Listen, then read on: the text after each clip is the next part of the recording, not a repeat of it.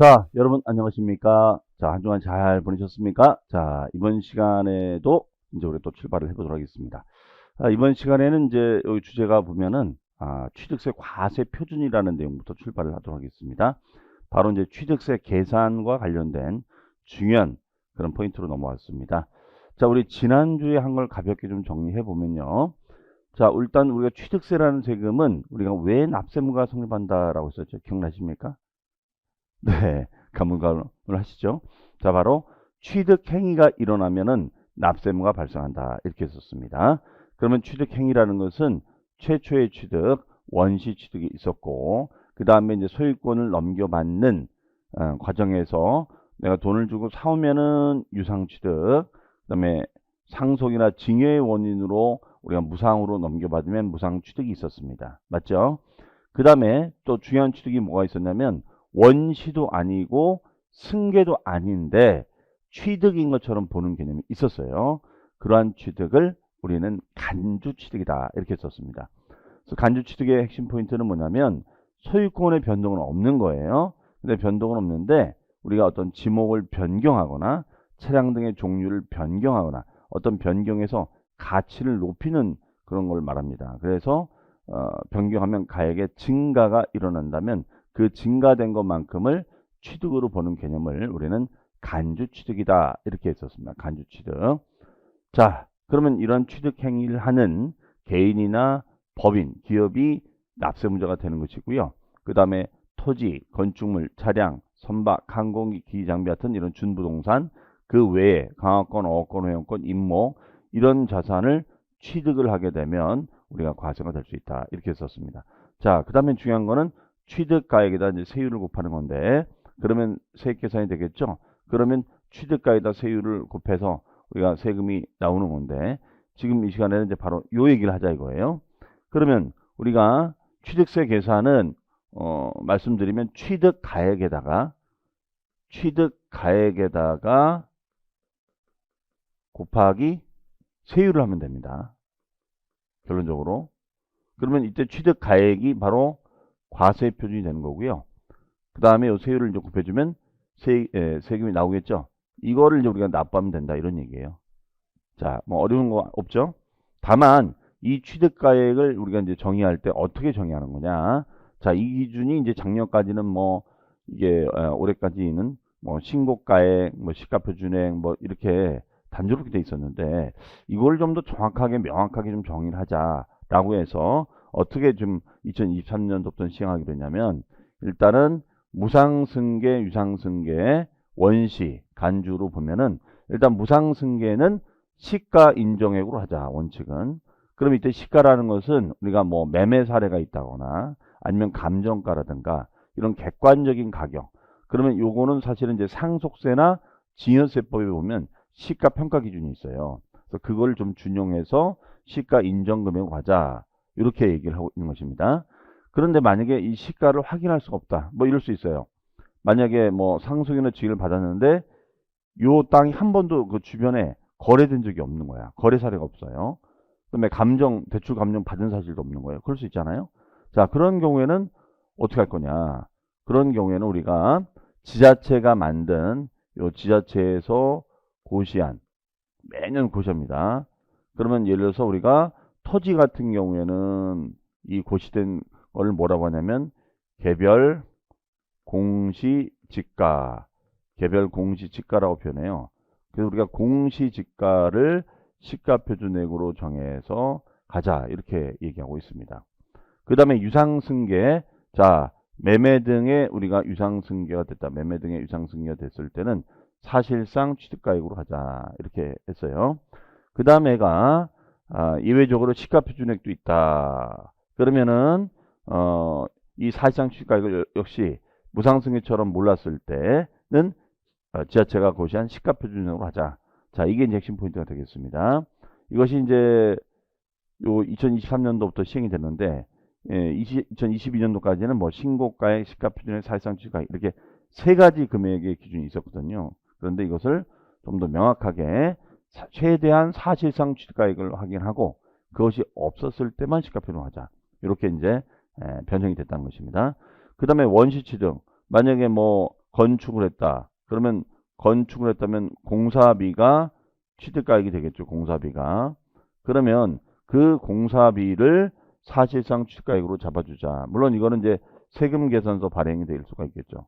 세금 계산서 발행이 되면 그 계산서로 발행된 금액을 사실상 취득가액으로 가자가 되겠습니다. 그러나 그것이 아니었을 땐 시가표준액이 된다. 그 다음에 간주취득. 자, 간주취득은 지목을 변경했다, 종류를 변경했다. 그래서 변경을 해서 가액의 증가가 일어났다면,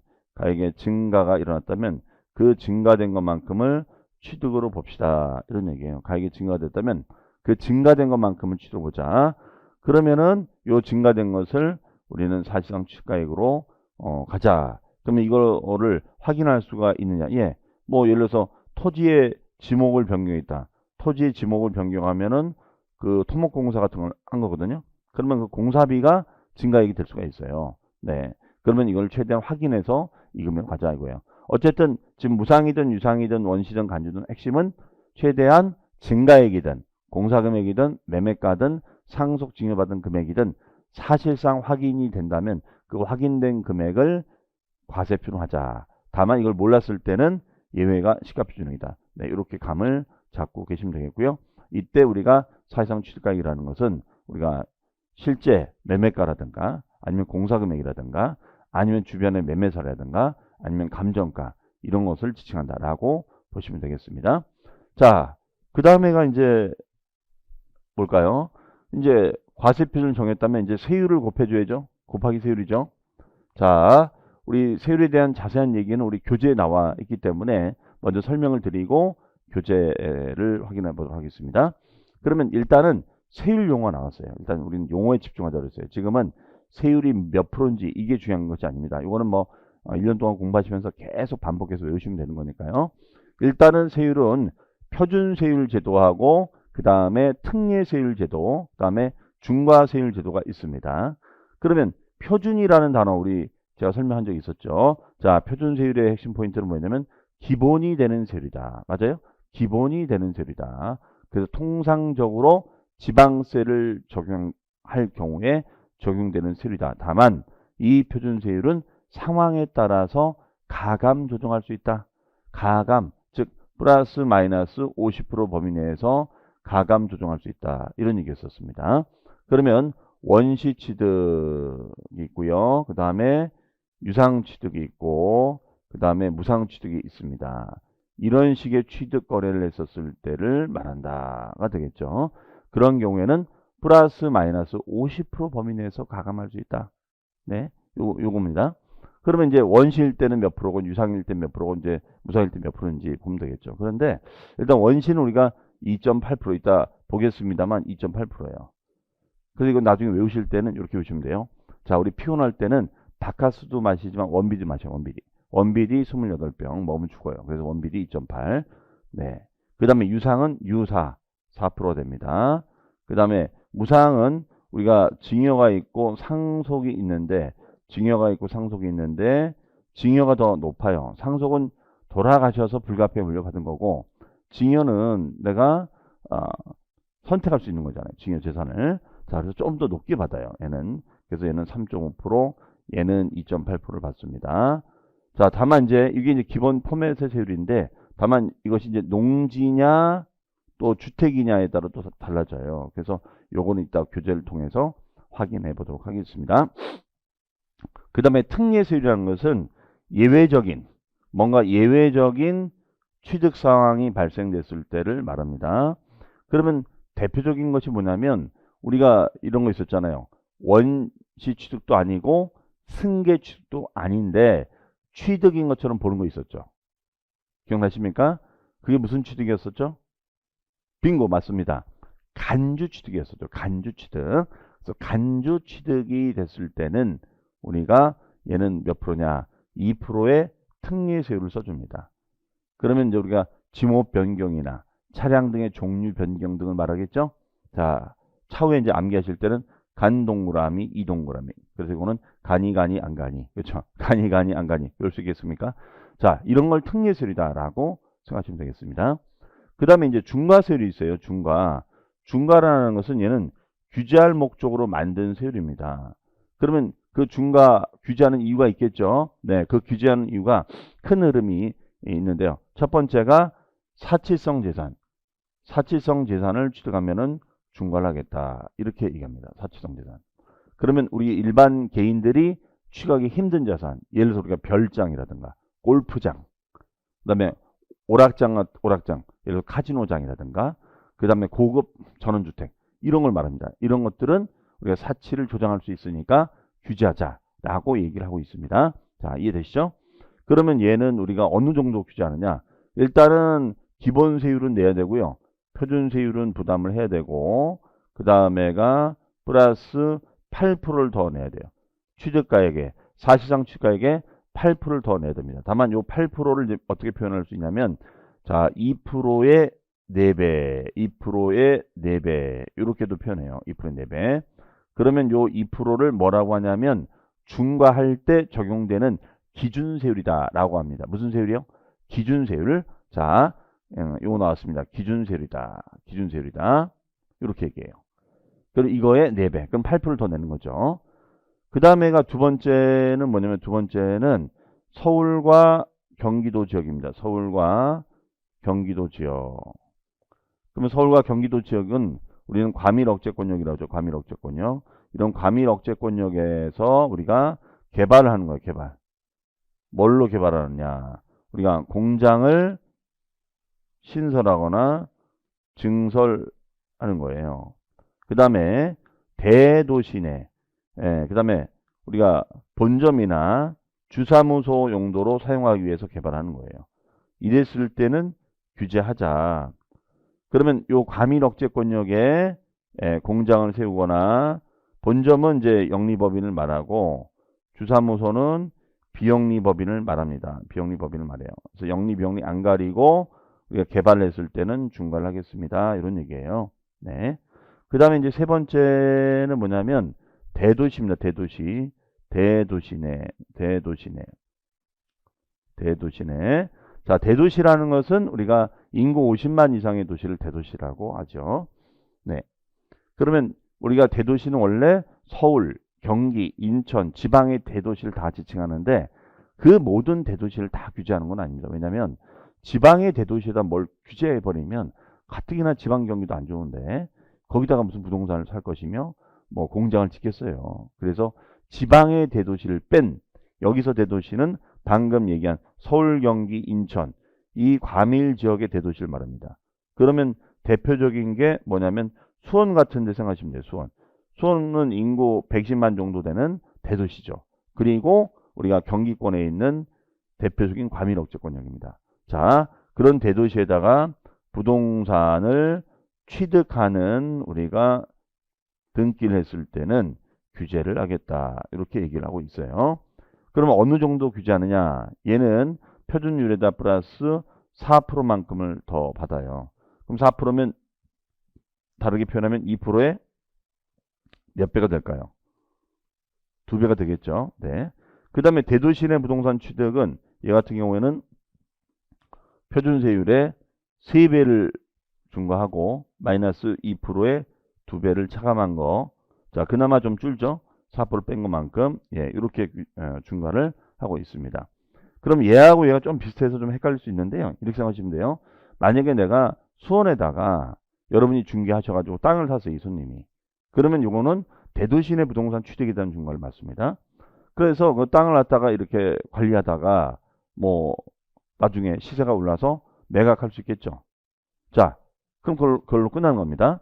그런데 만약에 땅을 사놓고 한 2, 3년 있다가 공장을 지을 수 있겠죠. 아니면 본사 건물을 지을 수 있겠죠. 그러면 이 개발을 하게 되면 개발에 대한 중과를 또 매기겠다는 것이에요. 그러니까 가장 세금적으로 규제가 되어버리는 것이 뭐냐면 수원 같은 대도시에다가 땅 사서 개발하면 이중으로 중과를 맞아요. 그러니까 대도시에다가 함부로 과밀억제권역의 대도시에다 함부로 땅 사지 말아라. 개발하지 말아라. 그러면 땅 사면 대도시 중과, 또 개발하면 개발 중과 또 하겠다는 거예요. 이해하시겠어요? 네. 그래서 만약에 얘가 동시에 이루어져 버리면은 동시에 만약에 하게 되면 표준세율의 3배까지, 3배를 무조건 중과를 또 하는 규정도 있습니다. 자, 지금 뭐 3배다, 4배다, 이거 못해도 상관없습니다. 왜 중과하는지 그런 입법 취지만 이해를 하시면 되겠습니다. 자, 그러면 이제 우리가 과세표준세율을 정리해 봤어요. 자, 그럼 우리 교재 한번 보겠습니다. 자, 교재 같이 볼까요? 우리 교재로는 여러분들 페이지 467페이지입니다. 467페이지 가보시면 돼요. 자, 거기 보시면 취득 원인에 따른 과세표준 있죠? 그럼 1번에 부동산 등을 유상이 아니라 무상으로 취득하는 경우의 과세표준. 그래서 원칙. 자, 원칙의 밑줄 시가 인정액 되어 있습니다. 오른쪽에 시가 인정액의 정의가 있으니까 그걸 읽어보세요. 네. 그래서 우리가 매매 사례라든가 감정가액 등을 말한다라고 했었어요. 그 다음에 2번에 예외에 보시면 기억, 니은, 디귿이 있는데, 자, 기억. 자, 밑줄. 상속에 따른 무상 취득의 경우에는 시가 표준액이다. 예, 거기다만 하나 밑줄 쳐놓으시고, 나머지 내용은 지금 안 보셔도 돼요. 그래서 아까 말씀드린 대로 우리가 어떻게 했습니까? 원칙은 시가 인정액인데 이걸 몰랐을 땐 시가 표준액이다. 이렇게 설명을 드렸었죠. 자, 이 얘기예요. 그 다음에 유상승계 취득의 경우, 자, 동그라미 1번의 밑줄 사실상의 취득가격. 자, 그 다음에가 3번 원시 취득. 얘도 마찬가지죠. 동그라미 1번에 사실상의 취득가격이다. 네, 그래서 원시도 유상도 사실상의 취득가격이 됩니다. 자, 그 다음 페이지에 가보시면은 취득으로 보는 경우에 과세표준 간접취득 원칙의 밑줄 증가가액. 항상 원칙이 중요한 겁니다. 자, 증가가액으로 간다. 이렇게 보시면 되겠어요. 다만 이제 이걸 몰랐을 때는 이제 그 동그라미 2번이 바로 그 얘기인데 이걸 몰랐을 때는 공이 다 시가표준액이다. 이렇게 알아두시면 되겠습니다. 이렇게 여러분들 메모를 해주셔도 좋고요. 네. 자, 그래서 그 밑에 보시면은 보충란에 시가표준액의 정의가 있고 토지 주택의 시가표준액이 나와 있죠. 그래서 시가표준액이라는 것은 지방세를 부과할 때 사실상의 취득가격을 몰랐을 때 지자체가 고시한 가격이다. 그러면 토지의 시가표준액, 주택의 시가표준액, 건물의 시가표준액 이렇게 이름을 정해놨겠죠. 그러면은 좀 더 이걸 알아보면 토지의 시가표준액을 아까도 얘기했다시피 자, 이건 참고로 설명을 드리면 토지 땅값은 우리가 이제 지가라고 하죠. 지가. 근데 지가는 공시하도록 되어 있습니다. 그래서 공시지가예요. 다만 우리가 토지는 개별성이 있는 겁니다. 개별성. 그래서 얘는 개별 공시지가라고 지칭하고 있습니다. 그 다음에 주택 같은 거. 주택이 있습니다. 주택은 우리가 단독주택이 있고 그 다음에 공동주택이 있습니다. 그러면 단독주택. 얘도 이제 뭐라고 이름을 지었냐면 개별주택가액. 네, 이렇게 얘기를 하고 있어요. 근데 공동주택은 개별성이 없기 때문에 그냥 공동주택가액. 네, 이렇게 얘기를 하고 있습니다. 그래서 우리가 토지, 그 다음에 주택, 그 다음에 건축물 상가라든가 공장 건축물 같은 경우에는 얘네들의 이제 신축가액에다가 곱하기 지수 등을 우리가 곱해서 가격을 환산하자. 이거예요. 가격을 환산합시다. 그래서 얘는 토지, 그 다음에가 주택, 토지, 그 다음에 주택, 그 다음에 건축물, 네, 이런 걸 말한다라고 보시면 되겠어요. 자, 그래서 우리가 과세표준을 정하고 있다라고 보시면 되겠습니다. 그 다음에가 이제 여러분들 그 469페이지 가면 이제 세율이 나오죠. 세율. 자, 세율은 제가 말씀드린 대로 기본이 되는 세율이 표준. 그 다음에 예외적인 취득이 됐을 땐 특례. 뭔가 규제할 때는 중과. 일단 용어부터 우리가 인식을 해야 되는 겁니다. 그러면 우리 교재 보시면 표준세율 별표시 되어 있죠. 자, 표준세율은 기본이 되는 세율이다. 그런데 상황에 따라서 뭐 어떤 지자체 재정이 안 좋다거나 이런 상황이 발생했을 때는 이걸 가감 조정할 수 있다고 했어요. 그래서 얘는 플러스 마이너스 50% 범위에서 가감할 수 있다. 그 문장이 나오죠. 자, 개요난의 두 번째 줄의 밑줄 표준세율의 50% 범위 내에서 가감할 수 있다까지 밑줄 쳐놓으시면 되겠습니다. 그리고 거기다가 가로치시고 탄력세율 써주세요. 탄력세율 써주시면 돼요. 탄력적으로 운영할 수 있다. 그 다음에 동그라미 2번에 부동산 취득의 세율 유상승계. 자, 말씀드렸죠. 얘가 농지냐 주택이냐 일반 건물에 따라 달라집니다. 그러면 농지가 좀 더 세율이 낮아요. 그래서 농지는 몇 프로, 유상일 때는 지금은 눈으로만 읽고 갑니다. 1000분의 30. 1000분의 30이에요. 그러면은 우리가 유상취득에서 우리가 1000분의 30이면 농지를 유상취득했다. 그럼 3% 써놓는 3%. 그럼 농지라는 것은 이제 전이라든가 답이라든가 과선 이런 걸 말합니다. 그 다음에 1세대 1주택 및 1세대 2주택. 자, 주택입니다. 주택의 유상취득은 거기 보다시피 주택 가액에 따라 이제 세율이 나눠지고 있어요. 자, 밑줄입니다. 6억까지는 몇 프로? 1%. 예. 6억까지는 거기다 써놓습니다. 1%. 그 다음에 6억 초가 9억이야. 6억 초가 9억이야는 얘는 아주 디테일하게 세율을 구분하고 있기 때문에 그거를 적용하기 위해서 공식이 있어요. 공식. 근데 공식 외우지 않아도 상관없습니다.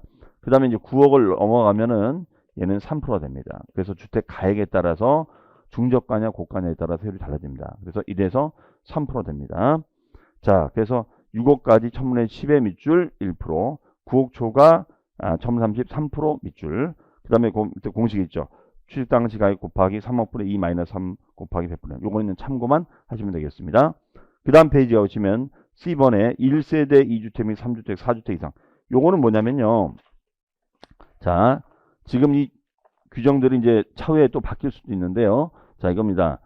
이거는 이제 우리가 2017년도에 주택 가격이 지나치게 상승이 되니까 주택 투기를 좀 막기 위해서 세율을 중과세율을 만든 거예요. 주택의 중과세율. 주택의 중과세율. 거기다 이렇게 메모하세요. 주택의 중과세율. 그래서 이 중과를 할 때에 나오는 얘기가 바로 여러분들이 알아두실 게 조정지역이라는 단어예요. 조정대상지역. 조정대상지역. 그러면 이게 투기 과열성이 높은 그런 지역을 존을 만들어서 지정해가지고 그 지역은 규제하겠다. 서울 같은 경우에는 이제 다 포함되어 있었고요. 그 다음에 이제 지방은 세종, 그 다음에 부산, 뭐 이런 주요 지역이 특히 이제 집값 상승이 높았던 지역을 조정지역의 존으로 묶어서 규제를 하기 위해서 만든 겁니다. 물론 최근에 이 조정지역을 네 군데 빼놓고 다 해제를 해서 이 규정이 이제 의미가 없어질 수도 있는데 아직까지는 존치하고 있으니까 보면은 그러면 만약에 집이 하나가 있는데 이분이 서울에다가 집을 하나 사요. 그러면 1세대 2주택자가 되는 거죠. 1세대 2주택자. 그러면 1세대 2주택자가 되면은 요거 규제하겠다는 거예요. 요거 규제하겠다. 요거 규제하겠다는 거예요. 그러면 얘 같은 경우에는 우리가 8% 중과를 하겠다. 요겁니다. 그럼 만약에 조정지역이 아닌 우리가 그 외 지역은 어떻게 되느냐? 예. 그 외 지역은 집을 두 채 갖고 있는 분이 만약에 뭐 청주 같은데, 지방 청주 같은 데다가 집을 아파트를 샀다. 그러면 이런 조정지역이 아닌 지역은 1세대 3주택, 3주택자부터 규제를 하겠다. 이렇게 정의를 하고 있어요. 네. 그러니까 아무래도 3주택자가 이렇게 많지는 않기 때문에 요게 사실은 문제가 될 수 있겠죠. 그래서 지금 요 규정이 지금 남아 있습니다. 근데 이걸 지금 뭐 개정을 한 해 만에 이렇게 얘기를 하고 있는데 지금은 어떤 의미인지만 아시면 되겠고 지금 모두 상관없습니다. 네. 부담 갖지 마시고요. 그래서 거기 보시면은 세율에 박스에 보시면 조정지역 외 자 1세대 2주택 네.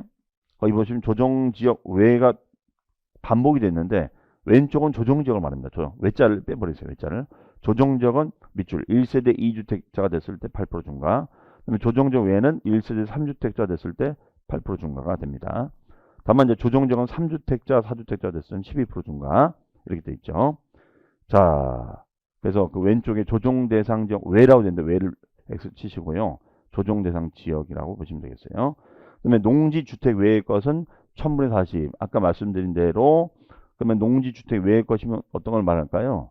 요거 같은 경우에는 우리가 이제 상가라든가 아니면 일반 뭐 대지 같은 거 이런 걸 생각하시면 되겠어요. 얘는 4% 됩니다. 가로치시고 4%라고 메모하시고요. 그 다음에가 니은 상속. 자, 상속은 좀 세율이 낮은데 기본 상속은 우리가 2.8%였습니다. 근데 농지를 상속받았을 때는 세율이 좀 낮아요. 그래서 농지 상속은 1000분의 23, 천물에 23에다 메모합니다. 2.3% 이렇게 메모하시면 돼요. 2.3%. 그다음에 농지 외의 것은 2.8. 자, 그다음에 오른쪽에 보시면 상속 외의 무상취득이 나와 있습니다. 이건 뭐냐면 징여죠. 여기다가 무상취득에다가 징여에다가 3.5% 써놓으세요. 3.5%. 다만 이제 요 징여도 이제 규제를 합니다. 그러면 주택수가 늘어나니까 중과가 됐었잖아요. 그래서 이 꼼수를 부리기 위해서 이걸 갖다가 또 다주택자가 이걸 조정지역에서 징여를 하는 거야. 그러면 징여를 하게 되면 주택수가 분산될 거 아니냐. 그래서 이거를 막기 위해서 조정지역의 다주택자가 시가표준액이 3억 원 이상, 시가표준액이 3억 원 이상짜리 주택을 징여했을 때는 요거는 규제를 합니다.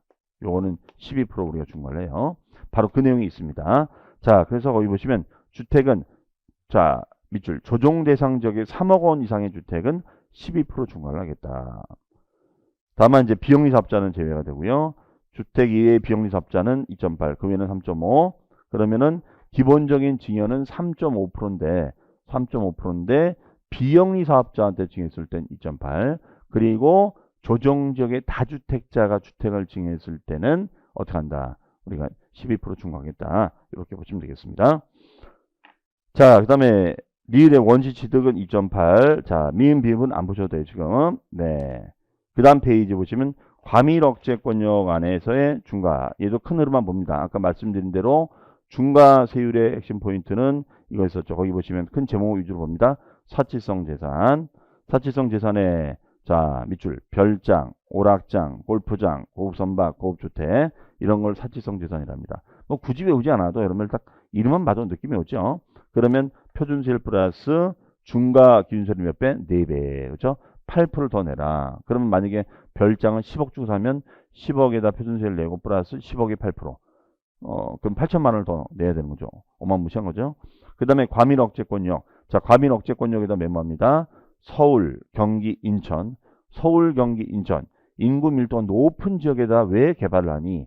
자, 그 얘기예요. 그랬을 때는 표준세율 플러스 2%의 2배. 뭘로 개발할 건데? 거기 자료 있지만 공장의 개발, 본점, 주사무소의 신증설이 되겠습니다. 그 다음에 대도시의 중과. 자, 얘는 표준세율의 3배에서 마이너스 2%의 2배를 차감해서 중과한다라고 됐죠.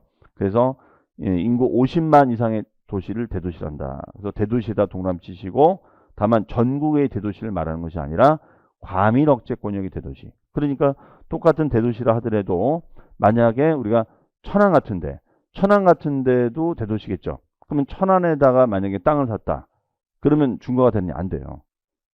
왜? 천안은 대도시도 아니고 과밀지역도 아니거든요. 충청도잖아. 가만히 생각해 보세요. 그렇기 때문에 천안에 공장이 많은 이유가 여기 있는 겁니다. 실제 공장이 많잖아요. 천안에 오피스텔 개발도 많이 하는 이유가 얘는 이걸 다 패가는 거야. 대도시도 과밀억제권역 내에 대도시도 아니고 그 다음에가 과밀억제권역에 개발 해당도 안 되잖아요. 그렇죠? 그러니까 2번, 3번의 적용을 받지는 않겠죠. 다만 사치성 재산의 중과는 적용받을 수가 있습니다. 네, 이렇게 생각하시면 되겠어요. 자, 다시 한번 정리해 봅니다. 자, 그럼 이걸 좀 지우고 일단은 우리가 세율은 표준세율이 있다. 대신 표준세율은 플러스 마이너스 50%를 보면서 가감할 수 있다. 이렇게 썼습니다. 자, 그러면 여기는 이제 원시일 때는 2.8, 유상이 제일 높아요. 유상은 내가 능력이 있어서 대가를 지불한 거니까 유상취득은 4%, 징여는 3.5, 상속 2.8. 이게 기본 포맷입니다. 다만 농지의 매매가 됐을 땐 3%, 농지가 더 낮다. 근데 주택 같은 경우에는 주택 가액에 따라 6억까지는 1%, 6억 초과 9억 이하는 공식, 9억 초과는 3%. 그 다음에 상가 토지는 유상일 때는 4%가 됐었죠. 그 다음에 징여는 3.5%인데 조정지역의 다주택자가 주택수를 줄이기 위해서 징했을 때는 우리가 12% 중과를 하겠다라는 규정이 있습니다. 그 다음에가 우리가 조정 대상 지역에서 집을 한 채인 분이 집을 구매하는 바람에 두 채가 되신다거나 아니면 그 외의 지역에서 집을 두 채 갖고 있는 분이 또 집을 사서 세 채가 되셨을 때는 중과를 하겠다. 8%. 그 이상이 됐을 땐 12% 중과를 하겠다라는 얘기가 되겠습니다. 자, 어쨌든 세율은 반복해서 할 거니까요. 지금 다 억지로 외우려고 하지 마십시오. 네. 큰 흐름 위주로만 정리하는 겁니다. 자, 그 다음에 이제 중과되는 거, 특례세율은, 우리 교재는 특례세율이 없습니다만, 이렇게 메모해 놓으세요. 특례세율은 예외적인 취득이다. 예외적인 취득이다. 대표적인 것이 간주 취득이다. 그렇죠? 그래서 얘는 이런 특이한 취득을 했을 때는 특례세율을 적용합니다. 다만 이제 우리 교재는 이제 요거는 명시가 안 돼 있는데 우리 기본서에서는 이제 여기 나옵니다. 그다음에 중과세율, 중과라는 것은 규제할 목적, 규제할 목적이 있었죠. 첫 번째가 무슨 성 재산이요? 사치성 재산. 그래서 별장, 골프장, 오락장, 고급 선박, 고급 주택, 사치성 재산. 두 번째가 서울 경기도의 과밀억제 권역의 신증설한 공장 건물, 본점이나 주사무소를 우리가 개발했을 때. 그 다음에 세 번째가 대도시 내 부동산 취득했을 때. 그래서 얘는 편수율 플러스 2%의 2배, 얘는 3배에서 마이너스 2% 2배를 우리가 중과한다. 이렇게 보시면 되겠어요. 그래서 이 계산된 세금을 우리가 신고 납부하면 되는 거죠. 그 다음에 과세표준은 유상이든 무상이든 원시든 간주든 기본이 사실상 취득가격이다. 그런데 사실상 취득가격을 몰랐을 때는 시가표준액으로 가자. 그래서 시가표준액은 지자체가 고시한 그런 가격을 말하고 네이밍을 정했는데 토지는 개별 공시지가, 그 다음에 단독주택은 개별주택 가격, 아파트 등의 공동주택은 공동주택 가격, 이런 네이밍을 붙여서 만들었다라고 보시면 되겠습니다. 자, 그러면 이제 이 정도로 이제 하고요. 그러면 이제 우리가 취득세를 이제 납부를 해야겠죠. 그러면 납부할 때는 납세 절차가 어떻게 되는지를 또 확인해 보도록 하겠습니다. 자, 일단은 얘는 신고 납부한다라고 했어요. 이건 여러분들 기억나실 겁니다. 신고 납부.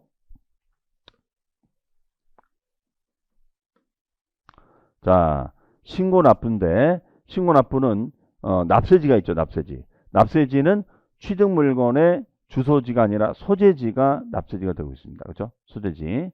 그러면 만약에 여러분 주소는 여기 종로구 뭐 평창동에 있지만 내가 물건을 투자한 거는 청주에 있는 SK하이닉스 옆에 있는 오피스텔을 분양받았다. 그러면 이때는 납세지가 청주가 되는 거죠. 이해되시겠죠? 다만 60일이 아닌 경우가 있어요. 요거를 좀 잘 숙지를 해 두셔야 되는데요. 자, 여기 보시면 상속은 아무래도 재산권 분쟁 등이 있을 수 있잖아요. 분쟁 등이 있을 수 있기 때문에 상속은 6개월까지 연장을 해줍니다. 참고로 더 말씀드리면 만약에 상속인이 외국에 있다. 그랬을 때는 9개월까지 우리가 연장이 돼요. 네. 그래서 상속 개시일이 속하는 달의 말일로부터 6개월까지 됩니다. 자, 요거는 이제 개정이 된 건데요. 원래 징여는 이게 60일까지였다가 이제 2023년도부터는 우리가 원래 징여를 받으면은 징여세 신고를 합니다. 징여세 신고를 하고 그 다음에 징여 취득에 대한 취득세 신고도 해요. 그래서 징여세 신고가 얘가 이제 3개월, 징여 취득세에 대한 취득세 신고도 요거를 똑같이 맞추자. 이거 얘는 60일이었거든요.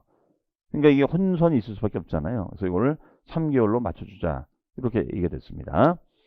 자, 그러면 신고를 제때 하면 돼요. 근데 어찌어찌해서 신고를 놓친 거야. 외국에 있는 분이 와야 되는데 안 와가지고 신고 기간을 놓친 거예요. 그러면 당연히 가산세가 나오겠죠. 우리 가산세 배웠죠? 그러면 가산세를 붙여서 고지서를 발송해 줍니다. 그래서 신고 납부를 하지 않았을 때는 우리가 플러스 가산세를 붙여서 고지서를 발송해 주죠. 그 고지하는 것을 우리는 뭐라고 하냐? 보통징수라고 합니다. 보통징수. 자, 그 다음에 취득가액이 만약에 50만 원 이하가 됐다. 그럼 50만 원까지가 됐을 때는 얘는 아예 면제를 줍니다. 이것을 면세점이라 하고, 그 다음에 취득세를 냈을 때는 우리가 부과되는 세금이 있는데 농어촌 특별세가 우리가 하고 또는 지방교육세가 부과가 됩니다. 네, 이건 이따 교재를 통해서 우리가 말씀드리고요. 그래서 이거는 1+1이다라고 말씀드렸었죠. 네, 자, 그러면 이제 우리 교재 확인해 봅니다. 자, 납세 절차 역시 별표시. 납세지는 밑줄입니다. 취득세 납세지는 밑줄. 당해 취득물건의 소재지 밑줄. 당해 취득물건의 소재지 밑줄. 그다음에 징수 방법은 신고 납부죠. 자, 일반적인 경우가 60일이었습니다. 근데 무상취득. 자, 2번에다 별 표시. 징여일 때는 읽어보니까 뭐라고 되세요? 취득일이 속하는 달에 동그라미, 말일 동그라미, 말일로부터 3개월. 상속일 때는 상속 개시일이 속하는 달에 말일이 동그라미, 말일로부터 6개월까지 신고하고 납부하자.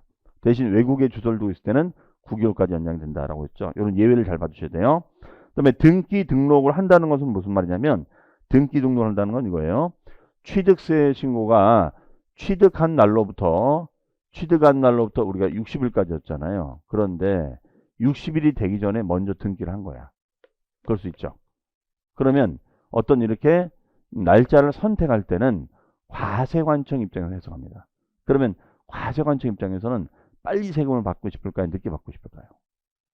빨리 받고 싶죠. 그렇기 때문에 효력 시기를 빨리 정합니다. 둘 중에 빠른 날인 등기한 날에 신고된 것으로 보겠다. 요 문장이 되겠습니다. 자, 그 다음에 추가 신고 납부 있는데 거기다도 별 표시해 놓으시고요. 거기 추가 신고 납부 거기에다가 4번 동그라미 4번 옆에다가 써놓으세요. 바로 과세 유형의 변경 신고라고 메모하시면 돼요. 자, 유형이 변경되면 변경 신고하자 이겁니다. 그래서 기억하고 그 다음 페이지 니은 두 가지가 있는데 기억이 뭐냐면 이거예요. 자, 여기 보세요. 바로 이 얘기입니다. 과세 유형이 변경됐을 때는 사유 발생일로부터 60일까지 우리가 신고하자. 그러면 그 첫 번째가 기억이 뭐냐면 얘가 일반 과세 즉 표준세율을 부과하려고 봤더니 얘가 별장으로 이게 파악이 된 거야. 맨 처음에는 주택인 줄 알았는데 나중에 보니까 별장으로 판정이 된 거예요. 그러면 세금 더 내야 되지 않겠어요?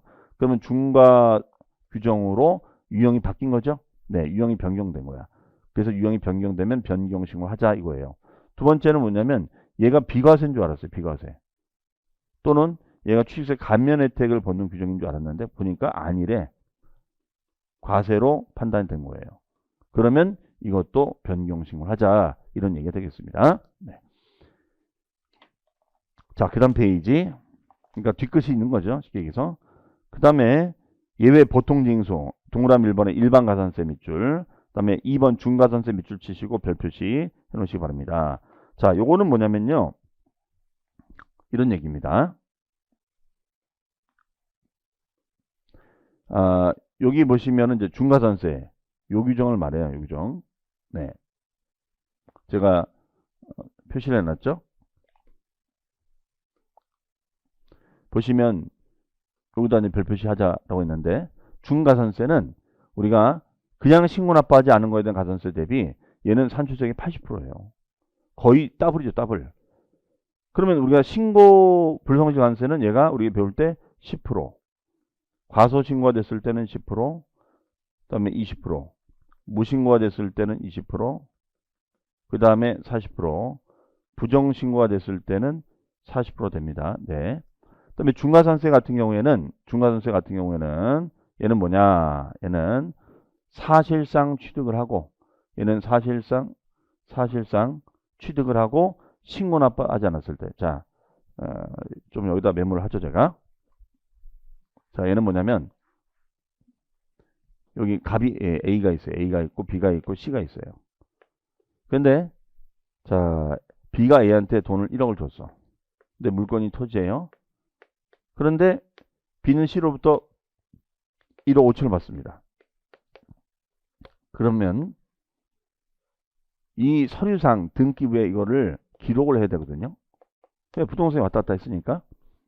그러면 엄밀히 말하면 사실관계는 B가 A로부터 1억에 땅 사가지고 C한테 1억 5천을 팔았다 이거잖아요. 그렇죠? 그럼 등기부에는 A, 그 다음에 B, C 이렇게 기록이 돼야 되거든요. 등기부에는. 그런데 이 기록이 B는 쏙 빠진 거예요. 자기는 쏙 빠졌어. 쏙 빠지고 그냥 A에서 C로만 넘어갔다 이거예요. 이해하시겠습니까? 이거는 문제가 있다 이거야. 이거는 문제가 많다라고 보는 겁니다. A에서 B로, B에서 C로. 근데 B는 쏙 빠지고 A에서 C로 넘어갔다 이겁니다. 이런 걸 우리는 미등기 전매랍니다. 미등기 전매. 등기하지 않고 파는 거. 자, 그런 경우에는 규제를 하겠습니다. 그러면 이 사실이 적발됐을 때는 요 취득을 했는데도 신고하지 않고 이걸 신고하지 아니하고 매각하다가 걸리게 되면은 여기 나온 대로 산출된 세금의 적마치 몇 프로? 80% 붙이겠다 이겁니다. 어마무시한 거죠. 그러니까 함부로 몰래 팔다 걸리지 말아라 이런 얘기예요. 그렇죠? 자, 그렇게 보시면 되겠습니다. 그래서 중과산세 기억의 대상, 제외 대상인데 제외 대상은 안 보셔도 되고요. 일단 기억의 중과세 대상의 뜻이 뭔지만 여러분들 기억해 두시기 바랍니다. 그다음에 오른쪽에 3번 면세점 1번이죠. 1번. 자, 밑줄 취득가액이 얼마야? 50만 원 이하. 50만 원 이하라는 것은 50만 원까지는 없는 걸로 하겠다. 그렇죠? 자, 2번은 건너뛰겠습니다. 그다음에 4번에 취득세 부가세. 자, 부가세는 농어촌 특별세하고 지방유세가 부과가 된다. 네, 이렇게 체크하시면 되겠습니다. 자, 이상으로 해서 우리가 취득세에 대한 내용까지 정리해 봤고요. 다음 시간에는 가볍게 취득세 복습을 하고 그 다음에 등록면허세로 가도록 하겠습니다. 잠시 뒤에 뵙겠습니다. 감사합니다. 자, 여러분 안녕하십니까. 자, 이제 두 번째 시간 보겠습니다. 자, 취득세 복습이 되겠습니다. 자, 가볍게 퀴즈를 마련해 봤는데요. 한번 같이 가로 채워 넣어 보겠습니다. 자, 우리 취득세는 지방세로서 특광도세였었습니다. 그리고 행위세였어요. 행위세. 그래서 우리가 취득행위가 일어나면 납세의무가 성립한다. 이렇게 썼습니다. 그러면 그 취득행위에는 원시취득, 원시라는 것은 우리가 건물을 신축했다거나 아니면은 매립, 간척을 했었을 때, 네. 그 다음에 이제 승계취득은 우리가 유상으로 승계하거나 무상으로 승계하는 것을 말합니다. 이런 취득. 그 다음에 이제 무슨 취득이 있었죠? 자, 이상한 취득이 있었죠. 소유권의 변동은 없으면서 어떤 변경 행위를 통해서 가액을 증가시키는 취득이 있었습니다. 그런 취득을 무슨 취득? 자, 바로 간주 취득이다. 자, 지금 저 혼자 푸는 거 아니죠? 같이 푸는 겁니다. 간주 취득이 있었습니다. 그 다음에 취득세 과세 대상에는 토지 자산, 그 다음에 차량, 선박, 항공기, 기장비 이런 것을 우리가 부동산학개론에서는 준부동산이라죠. 준부동산이라고 여러분 배웠을 겁니다. 그러면 우리가 부동산이 들어가야겠죠. 그럼 토지 다음에 뭐가 들어갈까요? 자, 바로 건축물이 들어가죠. 건축물. 그리고 광물을 캘 수 있는 권리는 광업권, 어장에서 어획할 수 있는 어업권, 골프 콘도 회원권, 그 다음에 양식을 할 수 있는 양식업권, 그 다음에 임목. 임목은 우리가 세울입자에다 나무 먹자. 임목이 있었습니다. 잠깐 여기 보시면 임목은 우리가 세 가지가 있었어요. 임목은 세울입자에다가 나무 먹자라고 해서 이렇게 뿌리를 내리고 나무가 뿌리를 내리고 이렇게 있는 것을 말합니다. 네, 이것을 임목이라 합니다. 그럼 여기에는 우리가 과수, 과일나무가 있고 그 다음에 중목, 대나무가 있고 그 다음에 임목이 있습니다. 임목은 이제 이때 임은 수풀림자에다가 나무 목자가 되겠습니다. 네. 자, 요거는 나중에 이제 외우시면 되고요. 그 다음에 이제 차량은 이제 원동기를 장착한 거, 항공기는 유인항공기, 기장비는 이제 건설 장비라든가 이런 특정 장비를 말합니다. 자, 그 다음에 취득세 계산. 우리 전 시간에 한 게 이거죠. 취득세 계산은 취득가액에다가 곱하기 세율이었었습니다. 그렇죠? 그러면 이때 취득가액을 우리는 다른 말로 뭐라고 하죠? 과세표준. 맞죠? 그러면 이때 과세표준은 우리가 사실상 취득가액으로 가고 그 사실상 취득가액을 몰랐을 때는 시가표준액이 된다. 요거 했었어요. 그 다음에 기본이 되는 세율이 표준세율, 규제 목적이 중과세율, 예외적인 취득이 됐을 때는 특례세율이 있다. 그래서 표준, 중과, 특례. 표준은 우리가 원시, 유상, 징여, 중과는 사치성 재산, 과밀억제권력의 신증설, 한 공장 건물, 대도시내 부동산 취득, 특례는 우리가 예외적인 취득이 있었죠. 이랬을 때는 특례세율을 정하여 계산하죠. 자, 그 다음에가 취득세 신고 및 납부기한은 우리가 취득일로부터 며칠이죠? 네, 얘는 60일까지 우리가 신고해야 됩니다. 다만 요 징여는 개정이 됐다 그랬죠. 얘는 개정이 돼서 징여의 경우에는 징여일이 속하는 달의 말일입니다. 그럼 만약에 징여 날짜가 뭐 4월 20일이었다.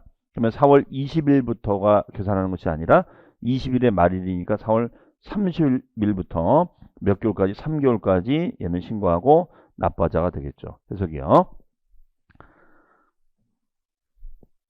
자, 그러면 이제 등록면허세로 가도록 하겠습니다. 저희 교재 등록면허세 476페이지가 되겠죠? 476페이지를 펴보시고요. 네. 그러면 요 등록면허세는 이게 여기 보시면 등록이라는 단어가 있고요. 그 다음에 면허라는 단어가 있어요. 그래서 이것이 이제 과거에 2010년도 이전에는 등록세라는 세금이 있었고 면허세라는 세금이 있었어요. 그런데 이 등록세하고 면허세가 결합이 돼서 지금은 등록면허세로 우리가 적용이 되고 있습니다. 다만 우리 시험 범위에는 등록과 관련된 부분만 출제가 되고 있고 면허세는 출제가 되고 있지를 않습니다. 네, 그러니까 이거는 참고하시면 돼요. 그럼 면허라는 것은 각종 영업 면허, 인허가 면허. 뭐 쉽게 해서 자, 저나 여러분 자동차 운전 면허 있으시잖아요. 그럼 그 면허를 득하면 내는 세금은 면허세다라고 보시면 되겠습니다. 자, 그러면 이때 등록은 주로 부동산과 관련된 거를 말하겠죠. 자, 그러면 특징을 한번 보겠습니다. 일단 등록면허세는 취득세처럼 얘는 행위세입니다. 그럼 어떤 행위일까요? 취득세는 취득행위였는데 얘는 바로 이제 그거를 공적인 장부인 등기부에다가 기록을 하는 거예요. 등기부에다가 기록하는 겁니다. 등기부에다가. 그럼 이거를 우리는 등기 등록 행위가 일어나서 행위세라고 합니다. 그 다음에 얘는 인세가 아니라 물세다. 그래서 얘는 물건을 중심으로 우리가 부과하는 세금이다 라고 얘기하죠. 등기 등록 물건을 중심으로 부과합니다. 그 다음에 실질주의가 아니라 얘는 실질주의가 아니라 형식주의 과세다. 형식주의 과세다. 실질주의가 아니라 형식주의 과세다. 형식주의 과세다. 그래서 등기 형식, 등록 형식을 기준으로 부과하는 세금이다. 이렇게 얘기합니다. 그 다음에 과세권자는 도나 구에서 관리가 되는 거고요. 특별자치도 자치시에서 우리가 관리를 하고 있습니다. 그래서 도나 구, 그러니까 얘는 시구는 아니라는 거예요. 시구는 아니고 도나 구에서 관리가 되는 세금이다. 이렇게 정의를 내리고 있습니다. 그 다음에 납세무자 판단할 때는 자, 납세무자 우리 취득세는 자, 비교해서 보면 취득세 같은 경우에는 납세무자가 누가 됐었죠? 네, 얘는 바로 사실상 취득하는 자 이렇게 했었죠. 그래서 원시 취득하는 자, 승계 취득하는 자 이렇게 표현했었어요. 그렇죠? 하지만 우리 등록면허세는 판단을 외관으로 합니다. 외관. 즉 이런 외관이라는 형식을 가지고 따지겠다 이거예요. 그래서 외관상 등기 의무자가 아니라 얘는 외관상 등기 의무자가 아니라 등기 권리자다. 권리자.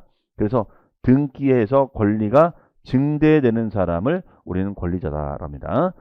등기에서 권리가 증대되는 사람을 권리자 이렇게 얘기해요. 근데 그 판단을 외관으로 하겠다. 이렇게 정의를 하고 있습니다.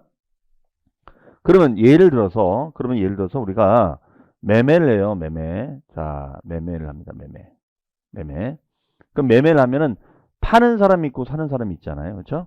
그러면 파는 사람을 우리는 매도자라고 합니다. 매도자. 사는 사람을 매수자라고 그래요. 매수자. 네.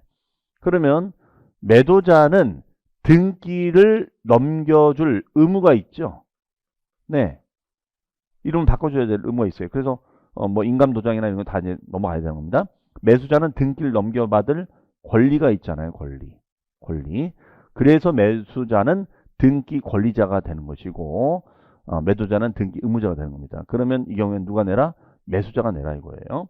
자, 그러면 좀 더 해보면 이때 자, 그래서 이 납세무자 판단 가지고 우리 시험에 여러 번 출제를 했었어요. 그러면 또 하나 예를 든다면 뭐 이런 거예요. 여기가 은행이 있어요. 은행이. 자, 은행이 있고 은행에서 이제 우리가 돈을 빌려줍니다. 자, 갑이라는 사람한테 대출을 해줘요. 대출. 그럼 대출해주면 은행에서 뭘 요구할까요? 갑한테.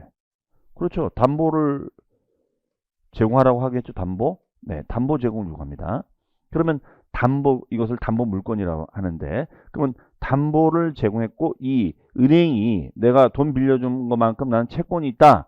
갑한테 채권이 있다. 라는 것을 알려줄 필요가 있겠죠.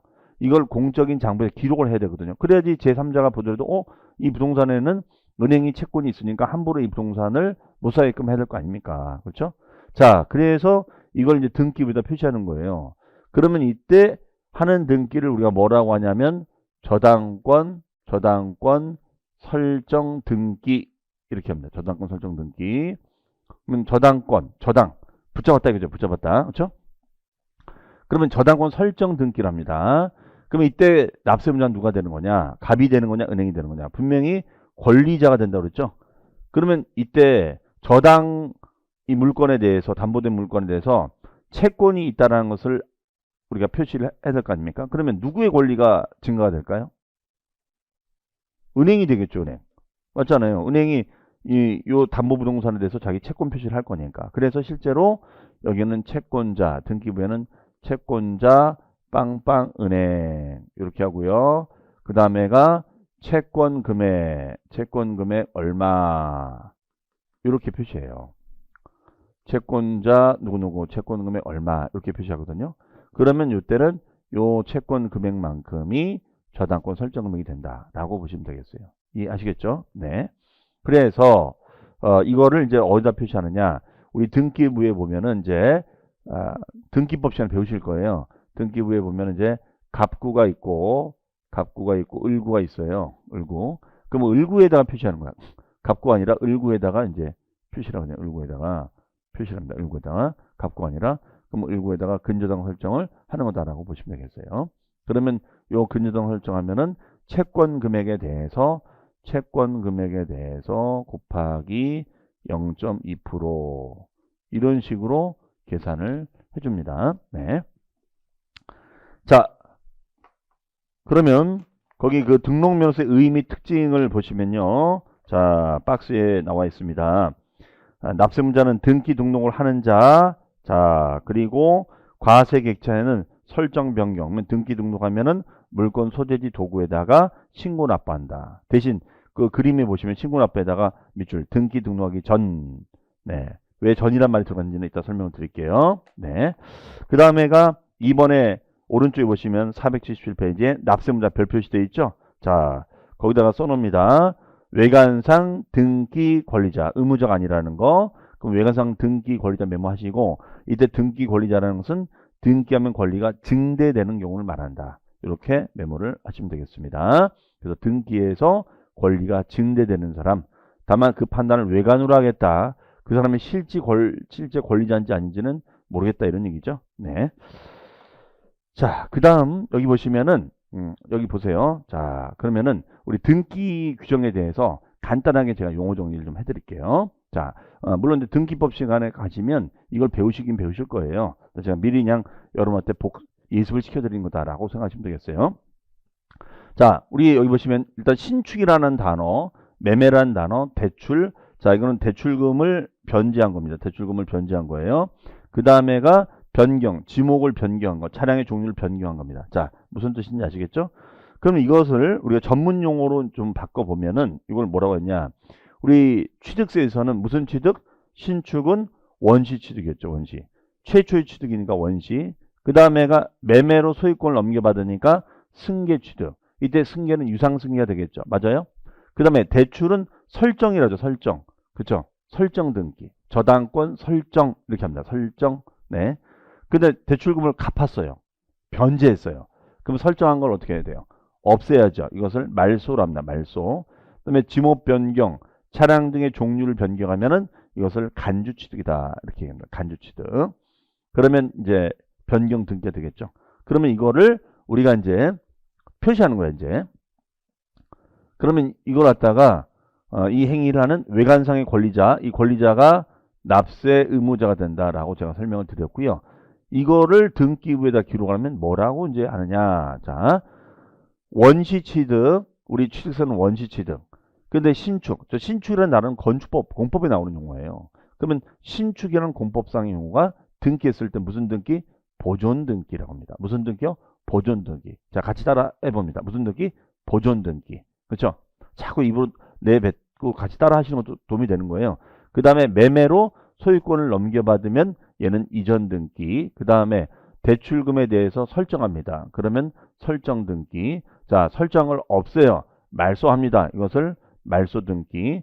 자, 지목을 바꿔요. 농지를 임야를 농지를 대지로 바꿔요. 그럼 무슨 등기? 변경 등기가 되겠다. 그렇죠? 그래서 우리가 보존 등기, 이전 등기, 설정 등기, 말소 등기, 변경 등기를 할 때마다 우리가 세금을 내자. 이런 것을 우리는 뭐라 하느냐? 등록이라고 한다는 것이죠. 이해되시겠죠? 네. 이렇게 얘기를 합니다. 그러면 이때 등기 등록을 하는 이런 외관상의 권리자가 납세무자가 되는 거예요. 그렇죠? 그러면 이거에 대해서 이제 우리가 계산을 해서 신고 납부해 주면 되겠죠. 자, 그러면 우리 이제 계산을 해봐야죠. 그러면 역시 등록 면허세도 취득세처럼 취득세 우리 계산 어떻게 했었죠? 취득가액에다가 곱하기 세율을 했었잖아요. 그렇죠? 그러면 등록 면허세도 바로 적용 순서를 보면은 등기 등록가액, 등기하거나 등록한 가액이 될 거예요. 네. 그러면 실제로 이제 우리가 등기부에 보면은 등기부는 이게 갑구가 있고 을구가 있어요. 자, 미리 예습을 시켜드린 겁니다. 그럼 갑구에다는 이제 등기부 표시를 뭐라고 하냐? 만약에 등기 원인이 매매다. 그러면 매매. 그럼 이거는 이제 갑구에다 표시하는 겁니다. 그래서 우리가 매매라든가 아니면 징여라든가 아니면 상속이라든가 이런 걸 말하는 거예요. 그다음에 을구는 이외 등기. 을구는 이외 등기를 합니다. 이외 등기. 을구는 이외 등기. 그러면 이외 등기니까 근저당 설정, 저당권 설정. 네, 이런 이외 등기가 되겠습니다. 자, 그래서 갑구하고 을구로 구분해서 우리가 적용을 하는 거예요. 자, 그러면 결론적으로 뭐냐? 요 취득가액을 등기부에다 기록을 해주면 된다는 거예요. 이게 등기 등록가액입니다. 그러면 여기 신이라고 돼 있는데, 그럼 이거를 등록면허세도 취득세처럼 신과독돼 있거든요. 예, 신과독돼 있습니다. 그래서 얘는 이제 신고가액이란 말을 써줍니다. 자, 그런데 이 등록면허세도 아까 취득세처럼 문제가 생겼을 때, 예를 들어서 무신고한다거나 아니면은 뭐 과소신고를 하는 거죠. 과소신고. 등을 냈을 때는 문제가 있잖아요. 이렇게 문제를 일으켰을 때는 지자체가 만든 가격으로 한다고 그랬어요. 그 가격을 시가표준액이다. 이렇게 얘기한다는 거죠. 시가표준액. 무슨 말인지 아시겠죠? 시가표준액이다. 그래서 시가표준액을 과표로 합니다. 자, 그 다음에 이제 뭐 하면 돼요? 그 다음에는 이제 세율을 곱해주면 되겠죠. 다만 등록면허서는 이제 이런 게 있어요. 여기 보시면 자, 과세표준을 표시할 때 부동산 가액으로 보통 하지만 부동산 가액이 아니라 채권 금액이나 건수로 표시가 될 때가 있습니다.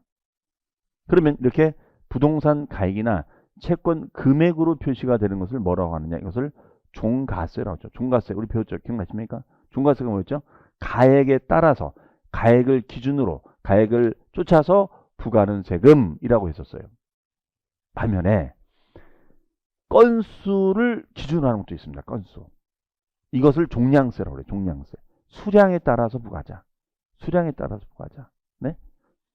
그래서 종가세 방식도 있고 종량세 방식도 있습니다. 그러면 대부분은 종가세인데 일부가 종량세예요. 자, 그러면 좀 더 확대해서 설명드리면 자, 여기 칠판 보세요.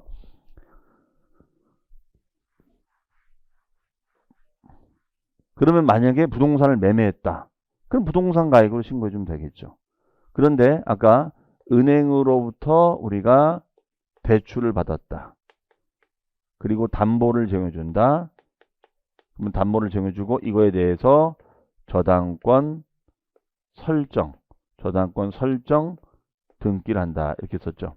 그럼 설정 등기를 하게 되면 얘는 채권 금액에 대해서 채권 금액을 기준합니다. 왜? 여기 채권이 있으니까. 그 다음에 이런 채권을 가지고 따지는 게 이제 가압류, 가처분 신청, 가처분 신청. 이런 것들이 있단 말이에요. 네. 그러면 요 각각의 개념 민법 시간에 이제 배우실 거예요. 압류. 이때 가가 거짓가짜거든요. 거짓가짜. 네. 가압류, 가처분 신청합니다. 네. 이랬을 때는 요걸 뭘로 하느냐? 채권 금액으로 합니다. 채권 금액. 자, 역시 그래서 이걸 이제 어디다 기록하느냐? 을구에다가 기록하는 거죠. 을구. 갑구가 아니라 을구에다 기록하자. 그러면 이때는 그 을구에다 기록을 하고 여기에다가 곱하기 세율을 하자. 이런 얘기 되겠습니다. 해석이요. 네. 자, 그러면은 거기서 보시면은요. 우리 교재 보시면은 과세표준. 자, 1번의 부동산 등록에 대한 과세표준은 1번 원칙은 신고가의 밑줄, 신고가에. 그렇죠? 그러면 취득한 걸 신고하면 되는 거예요. 다만 예외가 시가표준액이다. 자, 시가표준액이 어떤 경우라고요? 자, 무신고, 과소신고 등 이렇게 문제를 일으켰을 때는 지자체가 정한 금액으로 가자 이겁니다. 그러면 얘는 우리가 요 신고를 언제까지 하느냐? 아까도 얘기했지만은 여기 보세요. 만약에 부동산을 매매를 했어요. 매매. 그럼 매매를 하면은 보통 흐름이 어떻게 될까요? 이렇게 되거든요. 매매를 하게 되면 일단은 여기가 이제 구청이 있고 그 다음에 이제 등기소가 있어요. 등기소가. 그러면은 이 매수자가 그냥 매도인에서 매수인으로 등기를 넘기려고 등기 신청을 왔습니다. 그러면 등기소에서 뭐라고 하냐면 선생님 그러면 저 세금 영수증 가져오셨나요? 안 가져왔는데요. 빨리 갔다 오세요. 이렇게 돼 있어요. 그래서 구청에 가서 세금을 먼저 내야 돼. 물론 여러분이 직접 안 가고 법무사 사무실에서 이제 가죠, 보통. 그러면 세금 영수증을 끊어가지고 이 등기소에 가서 등기 신청을 하는 거예요. 등기 신청. 등기 신청합니다. 그러면 등기 신청을 하면 자, 등기 신청하면 등기 접수가 돼요. 등기 접수.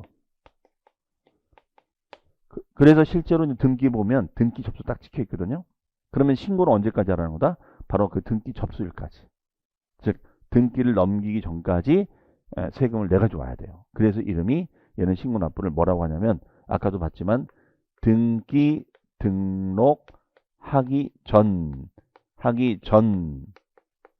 전까지 이렇게 되어 있어요. 등기 등록하기 전까지 신고하세요. 라고 되어 있습니다. 자, 그 다음 페이지 가보시면은 가로 2번입니다. 가로 2번. 채권 금액에 의한 과세표준 별표시. 자, 그러면 채권이다, 물권이다. 이제 이거 우리 민법 시간에 이제 하나하나 배우실 텐데, 거기 문장에 보시면 저당권, 경매 신청, 가압류, 가처분. 우리 법무사 사무실 가면은 가압류, 가처분 대행해 드립니다. 요거 문구 많이 있거든요. 이게 다 뭐예요? 돈 받으려고 하는 거거든요. 경매 신청 같은 경우도 뭐냐? 경매란 말 아시죠? 경매를 넣겠다는 거예요. 자, 예를 들어서 이분이 난 전세를 살았는데 아파트 전세를 빼가지고 나와야 되는데 전세금을 돌려달라고 해도 안 주는 거야. 그러면은 어떻게 하느냐? 이 주인한테 경매 신청해버리면 되거든요. 그러면 경매 신청을 딱 넣어놓으면은 이게 이제 법원 경매로 넘어갔다. 그러면 주인 바로 연락옵니다. 왜 이러시냐고. 내가 지금 돈 만들고 있는데 진짜 이럴 거냐고. 다 이제 돈 받으려고 하는 거거든요. 네. 그 다음에가 그 외의 권리의 과세표준. 가등기는 부동산 가액이나 채권 금액이다. 가등기.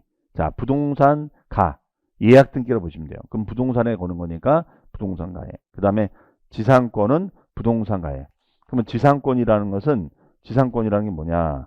땅 위에다가, 자, 지상권은 땅 위에다가 이렇게 건물 같은 거를 세울 수 있는 권리. 땅 위에다가 건물 같은 걸 세울 수 있는 권리가 지상권입니다. 지상권. 그 다음에 지역권은 요역지 가액이다. 요역지 가액이라는 것은 얘는 편익을 제공받는 토지. 편익을 제공받은 토지. 그렇죠? 요거를 우리가 지역권이라고 그래요. 그 다음에가, 그럼 요역지 같은 거는 뭐냐? 뭐 이런, 여기가 음시점이 있으면은, 원래 이쪽으로 통행을 했었는데, 여기가 다 막힌 거야. 그러면 이쪽으로 갈 수 있게끔 이 땅 주인한테 편익을 제공받을 수 있거든요. 이런 개념을 일종의 요역지라고 합니다. 요역지. 더 자세한 건 우리 민법 시간에 배우실 거고요. 전세권은 전세금액, 임차권은 보증금액이 아니라 이제 월 임대차 금액, 보증금액이 아니라는 거. 자, 이런 식으로 하고요. 4번의 건수. 자, 건수는 여기 보시면 종량수로 되어 있는데, 얘는 이제 이거죠. 자, 만약에 대출을 아까 했어요. 대출을 하면 저당권 설정 등기 맞죠? 그러면 저당권 설정 등기가 되면은 얘는 과세 표준을 채권 금액으로 갑니다. 채권 금액. 자, 근데 대출금을 만약에 갚았어요. 대출금을 갚았어요. 그럼 변제하게 되면은 얘는 우리가 말소 등기가 됩니다. 말소 등기. 그렇죠? 그럼 말소가 되면은 얘는 건수를 과세 표준으로 한다. 건수를 과표로 하자. 이거야. 그러면 얘는 건당 6,000원 건당 6,000원. 그렇죠? 네, 얘는 종량세 방식이 됩니다. 자, 그래서 우리가 말소 등기, 지목 변경 등기, 토지 하필 등기, 건물의 구조 변경 등기는 건수를 과표로 하자가 되겠습니다. 네. 그래서 과세 표준은 결과적으로 뭐냐? 종가세 방식이 있고 종량세 방식이 있다. 그래서 우리가 종가세하고 종량세 이렇게 되어 있습니다. 종가세, 종량세. 자, 그럼 대부분은 이제 가액을 기준으로 하는 거니까 종가세가 되고 수량 기준일 때는 종량세가 된다라고 보시면 되겠습니다. 자, 그렇게 해서 이제 과표는 이제 완성이 됐고요. 그 다음에 이제 세율로 가야죠. 자, 세율도 얘는 이제 세율이 딱 두 가지예요. 표준과 중과세율. 아까 우리 취득세에는 표준세율, 특례세율, 중과세율이 있었죠. 그런데 얘는 특례세율은 없어요. 얘는 특례세율은 없습니다. 그러면 아무래도 얘는 이제 표준세율과 중과세율인데 중과세율은 한 가지밖에 없어요. 우리가 취득세는 사치성 재산의 중과, 과밀억제권역의 중과, 대도시내 중과, 그다음에 다주택자의 조정적의 중과 이런 규정이 있었는데요. 그러면 이때 표준세율은 우리가 크게 갑구하고 을구로 나눠집니다. 갑구하고 을구로 나눠져요. 그러면 이때 을구는 우리가 이외의 등기야. 이외의 등기가 됩니다. 이외의 등기. 그러면 이외의 등기가 되는 거니까 자, 근저당 설정했다, 가압류했다, 가처분했다 등등등을 말합니다. 그러면 얘는 우리가 이외의 등기는 무조건 세금료율이 0.2%예요. 우리 교재 보시면 0.2% 구성되어 있어요. 그런데 소유권에 관한 등기, 이걸 이제 소유권에 관한 등기입니다. 소유권 변동에 관련된 등기예요. 그럼 얘는 이제 우리가 원시 취득, 그 다음에 유상, 그 다음에 징여, 그 다음에 상속이 있겠습니다. 자, 이런 식의 등기를 말합니다. 그래서 우리가 원시, 유상, 징여, 상속이 되겠어요. 자, 이런 식의 등기를 말합니다. 원시, 유상, 징여, 상속. 그러면 원래 이랬을 때는 취득세율이 곱하기 2.8%였죠. 2.8%. 2.8%였는데 이거 날리면 0.8. 자, 유상은 곱하기 4%인데 2% 날리면 2%. 그 다음에 징여는 3.5%인데 2% 날리면 1.5%. 상속은 2.8%인데 우리가 2% 날리면 0.8%. 네, 이렇게 됩니다. 그래서 자, 이런 식으로 우리가 정리가 되는 거죠. 네, 해석이. 그러면 중과세율은 딱 한 가지밖에 없는데 그게 바로 뭐냐? 중과세율은 대도시 내 법인 등기를 했을 때요. 대도시 내 법인 등기를 했을 때는 이 경우에는 표준세율에 대해서 곱하기 3배를 중과하겠다 이거예요. 그러면 대도시 내 법인 등기한다는 건 뭐냐면 대도시 내 우리가 설립을 하거나 대도시 내 전입 등의 등기를 했었을 때를 말합니다. 이랬을 때는 표준세율의 3배를 중과하겠다라고 되어 있어요. 네. 그러면 우리가 대도시내다가 법인을 만드는 것도 문제가 되고 대도시내다가 공장을 세우는 것도 문제가 되고 부지를 취득하는 것도 문제가 된다. 그러니까 함부로 인구 밀도 높은 이런 대도시, 특히 이 대도시는 과밀억제권역의 대도시예요. 과밀억제권역, 과밀지역의 대도시를 말합니다. 이런 대도시에다가 법인 설립, 전입 등을 했을 때는 이건 규제하겠다. 그러면 표준세율의 몇 배? 3배를 우리가 중과를 하겠습니다. 이거예요. 그러나 대도시일지라도 들어올 수 있는 지역이 있어요. 대도시일지라도 들어와도 되는 지역이 단 우리가 산업단지 요 지역은 괜찮다는 거. 산업단지 들어오는 것은 규제하지 않겠다. 이렇게 얘기를 하고 있습니다. 자, 이런 포맷으로 생각하시면 돼요. 그러면 거기서 보시면은 그 479페이지에 박스 라인에 보시면 소유권의 보존 등기, 유상, 상속, 상속 외 무상. 자, 다 부동산 가액인데, 자, 보존 등기는 1000분의 8. 자, 원래는 우리가 요거를 원시 취득이었지만 이걸 이제 등기할 땐 보존 등기라고 했었죠. 그럼 취득세율만 알면 되거든요. 그래서 2% 날리면 0.8 나오거든요. 왜 이렇게 해야 되는 건지는 차후에 우리 기본 강의 때 설명드리겠습니다. 그 다음에가 유상은 원래 우리 취득세할 때 4%였거든요. 근데 거기서 2% 날리면 2% 나오죠. 그 다음에 상속 외 무상, 징여가 되겠습니다. 3.5%인데 1.2% 날리면 1.5% 되겠죠. 그 다음에 소유권 외의 물건, 가등기, 지상권, 지역권, 전세권, 임차권, 저당권 등은 무조건 1000분의 2, 0.2%가 된다라고 되어 있습니다. 그 다음에 말소 변경 등기는 건당 6,000원이다. 그러면 저당권을 설정했다가 없애버리는 거야. 말소. 그러면 얘는 건수당 6,000원. 그러면 건수로 표시가 되면 이걸 뭐라고 한다? 종량세를 하고, 이걸 원으로 표시가 되면 이것을 정액세율이다. 세율이 금액으로 표시가 되어 있다라고 해서 정액세율이다. 이렇게 합니다. 그래서 종량세, 정액세율 이렇게 얘기한다는 거예요. 네. 자, 그 다음에 대도시 안의 법인 등기 시 중과세율은 표준세율의 세율이다. 말씀드렸었죠. 자, 얘도 취득세처럼 왜 인구 밀도가 높은 이런 지역에다가 법인을 세우느냐. 그러면 과밀을 초래할 거 아니냐. 이거는 규제를 하겠다라는 얘기가 되겠습니다. 자, 이해하시겠죠? 네. 자, 그러면은 요 중과세율까지 정리를 해봤습니다. 그 다음 페이지 납부 절차가 있는데요. 요 납부 절차는 이제 다음 시간에 이어서 또 설명을 드리겠습니다. 자, 그러면 잠시 뒤에 또 뵙겠습니다. 감사합니다. 자, 여러분 안녕하십니까? 자, 이번 시간에는 이제 등록면허세 마무리를 좀 해보도록 하겠습니다. 바로 납세 절차가 되겠습니다. 납부 절차. 그러면 등록면허세는 우리가 언제까지 우리가 신고하고 납부해야 되느냐? 자, 일단 납세 절차에서 납세지가 있는 납세지는 부동산의 소재지를 납세지로 하고 있습니다. 우리 취득세도 취득물건의 소재지였었죠. 그런 것처럼 등록면허세도 등기 등록 물건의 소재지를 납세지로 합니다. 그러면 신고 납부 기한은 언제까지냐? 얘는 우리가 뭐라고 되어 있죠? 등기 및 등록관서에 접수하는 날까지. 이거 제가 설명했었잖아요. 우리가 맨 처음에 구청을 갔다가 구청에서 이제 등기소로 올 때 세금을 내 가지고 와야 된다. 그러면 이제 여기서 세금을 이제 내면 세금 영수증을 이제 끊어가지고 오는 거죠. 그 다음에 이제 등기 신청을 하는 그런 형식으로 되어 있다라는 얘기 되겠습니다.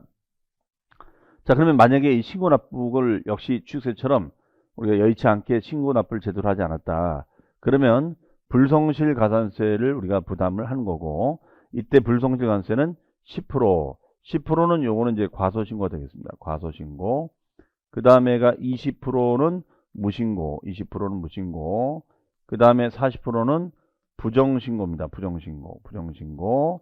자, 그래서 신고 불성실은 과소신고 10%, 그다음에 무신고 20%, 부정신고 40% 되겠습니다. 그 다음에 납부 지연에 대한 가산세가 하루당 0.022%가 발생이 됩니다. 10만 분의 22가 되겠죠.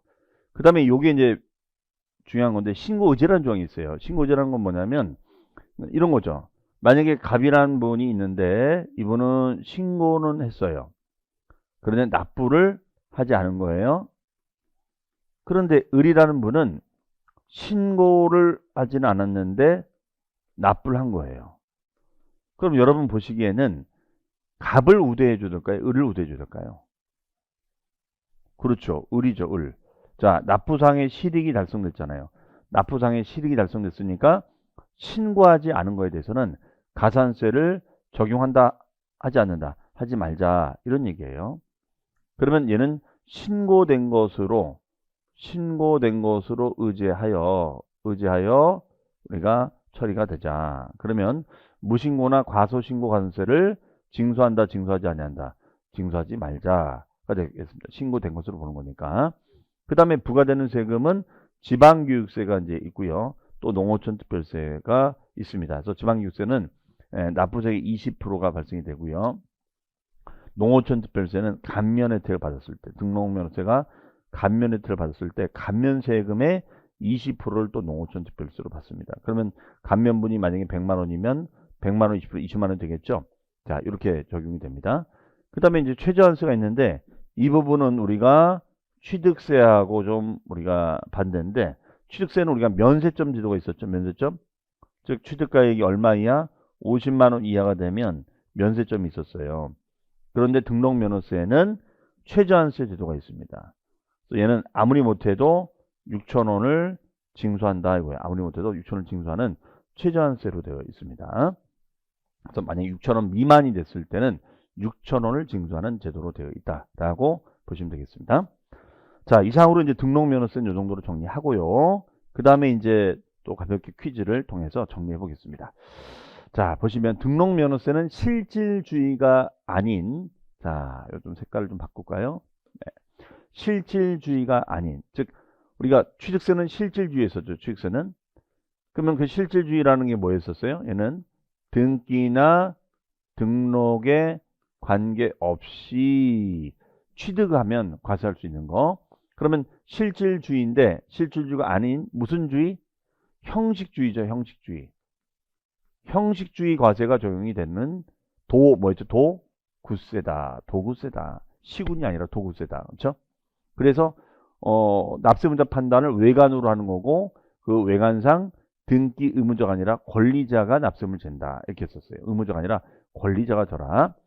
그 다음에 등록면허세 과세표준은 등기 등록가액, 등기나 등록한 가액을 기준으로 하기 때문에 이것을 종가세라 하고 종가세 반대말은 뭐가 될까요? 종양세가 되겠죠. 종양세. 종양세. 그러면 예를 들어서 말소 등기 등을 했다. 그러면 말소 등기 등을 했을 때는 얘는 건수를 과표로 합니다. 건수. 이것을 종량세라 하고요. 그래서 우리가 종가세는 부동산 가액도 있었고 채권 금액도 있었죠. 하지만 권리를 없애버리면 말소 등기가 됐을 땐 건수를 과세 표준으로 한다. 이렇게 있었죠. 그 다음에 등록면허세 신고 납부 기한이 있습니다. 신고 납부 기한은 언제까지예요? 등기 등록한 후인가요? 하기 전까지다. 전. 앞전자 써서 등기 등록하기 전까지입니다. 즉 등기 신청하러 올 때 세금 영수증을 끊어가지고 와라. 이렇게 썼죠. 그래서 등기 등록하기 전이라는 표현을 써주는 것입니다. 그 다음에 등록면허세에 부과되는 세금은 납부 시에는 20%의 지방교육세가 발생이 되고요. 그 다음에가 감면 혜택을 받았을 때는 등록면허세가 감면 혜택을 받았을 때는 얘는 농어촌 특별세가 부과가 될 수가 있습니다. 그러면 농어촌 특별세가 20%가 부과가 될 수 있다로 되어 있어요. 20%. 자, 이렇게 되어 있습니다. 그러면 이제 한번 정리를 해보면요. 자, 뭐 예를 들어볼게요. 만약에 자 빵빵은행으로부터 갑이라는 사람이 대출을 받아요. 자, 기억나시죠? 그건 대출을 받으면 이 대출자 갑은 은행한테 뭘 제공해줘야 돼요? 담보 물건, 담보를 제공해야겠죠. 담보. 이것을 담보 물건이다. 담보 물건. 네, 그래서 얘는 그러면 담보 물건을 이제 제공해주면은 이제 어떻게 하느냐? 등기부에다가 이제 표시를 하죠. 그러면 등기부는 갑구가 있고 을구가 있다. 그래서 미리 제가 예습을 시켜드리는 거예요. 그러면 갑구에는 소유권 변동상을 기록을 하면 갑구에다 표시합니다. 매매나 증여나 상속. 근데 을구는 소유권 이외 등기, 근저당 설정, 가압류, 가처분 등이 됐을 때는 을구가 됩니다. 그러면 여기다가 이제 설정하는 거예요. 여기다 설정합니다. 자, 그러면 이때는 설정가액에 대하여 곱하기 0.2%다. 이렇게 돼 있어요. 그러면 이때 설정가액은 당연히 이거에 대해서 자 대출금이 나갔으니까 채권으로 설정이 되겠죠. 채권. 자, 그러면 얘는 채권 금액이 설정가액이 되겠죠. 채권 금액. 그러면 채권 금액에다가 0.2%. 그러면 채권 금액이 1억 원이다. 그러면 1억 원에 20%면 2천, 2%면 200, 0.2%는 20만 원 되겠죠. 20만 원이 되겠습니다. 20만 원. 자, 20만 원이 됩니다. 등록면허세 20만 원. 그리고 여기에 우리가 지방교육세가 우리가 20%가 부과됩니다. 그러면 20만 원 20%면 4만 원이 되겠죠. 4만 원이 된다 이거예요. 그럼 토탈 24만 원이 되겠죠. 네. 그러면 이때 납세문자는 누가 되는 거예요? 자, 그러면 여기에 이제 이 등기부에다가 채권자 갑이 될까요? 은행이 될까요? 은행이 되겠죠. 그러면 채권자 은행이 외관상 권리가 증대가 되는 거니까 이 은행이 납세문자가 되는 거고 과세 표준은 채권 금액으로 신고하면 되겠죠. 그럼 얘는 뭐가 돼요? 종가세가 되는 거죠. 종가세. 자, 세율은 표준 세율이 0.2%가 됩니다. 그러면 이제 등록면허세 부과되는 세금 1+1에 해당되는 지방교육세는 20%. 그럼 혹시 얘가 감면받았을 때는 농어촌 지표세가 20%가 부과된다. 이게 핵심이에요. 정리되셨나요? 네, 요 사례 하나 가지고 여러분들 이해를 하시면 되겠습니다. 자, 그러면 이제 보유세로 갑니다. 보유세, 재산세가 되겠습니다. 재산세. 자, 재산세는 우리 시험에서 한 2문제에서 한 3문제까지도 출제가 되는 것으로서 취득세만큼이나 좀 중요한 세금이 되겠어요. 자, 그러면 한번 여기를 볼까요? 우리 재산세라는 것은 일단은 관할이 시군구입니다. 시군구. 시나 군이나 구가 주체가 돼요. 그리고 얘는 특별자치도 자치시가 돼요. 특별자치도 자치시가 됩니다. 그래서 우리가 시군구가 주체가 돼서 공적인 장부 현황을 딱 들여다봐요. 공적인 장부 현황을 딱 들여다봅니다. 네. 그러면 이 공무상 현황을 딱 이제 들여다보고서 이제 시군구가 계산하는 거예요. 시군구가 계산합니다. 그러면 이때 시군구가 재산가액이 있겠죠. 자, 시군구가 재산가액이 있을 거예요. 재산가액. 그럼 재산가액에다가 곱하기 세금 요율 이렇게 하면 되겠죠. 네, 요 얘기예요. 재산가액에다 세율 곱하자. 그러면 이때 이 재산가액을 어떻게 하느냐. 시군구가 자 만든 가격이 있죠. 시군구 공부 얘네들이 관리하는 공부가 뭐냐. 그게 바로 빵빵 대장입니다. 대장. 그러면 토지면 토지 대장, 건축물면 건축물 대장. 요 대장이 있어요. 대장. 자, 대장이라는 단어 씁니다. 대장. 그러면 대장을 관리하는 이유는 뭐 하려고 하냐면 과세하려고. 그래서 이것을 과세대장이라고도 표현해요. 자, 그러면 요 대장성에는 뭐가 있느냐. 일단 만약에 토지대장이다라고 가정해보면 그 토지대장에는 첫 번째 토지 소유자가 누군지, 소유자가 홍길동. 그 다음에 지목이 뭔지, 지목이 전인지 답인지 된지. 세 번째는 우리가 1제곱미터당 공시지가가 있어요. 공시지가. 그리고 네 번째는 면적. 그 면적에다 공시지가를 곱하면 가격이 나오겠죠. 그렇죠? 그 가격을 뭐라고 하느냐. 이것을 시가표준액이라고 정의를 내립니다. 시가표준액. 그러면 시가표준액으로 이제 조회를 하는 거예요. 자, 조회를 하고 여기에다 이제 세율을 곱해주면 되는 것입니다. 그러면 어떻게 돼요? 세금이 나오는 거죠. 세금이 나와요.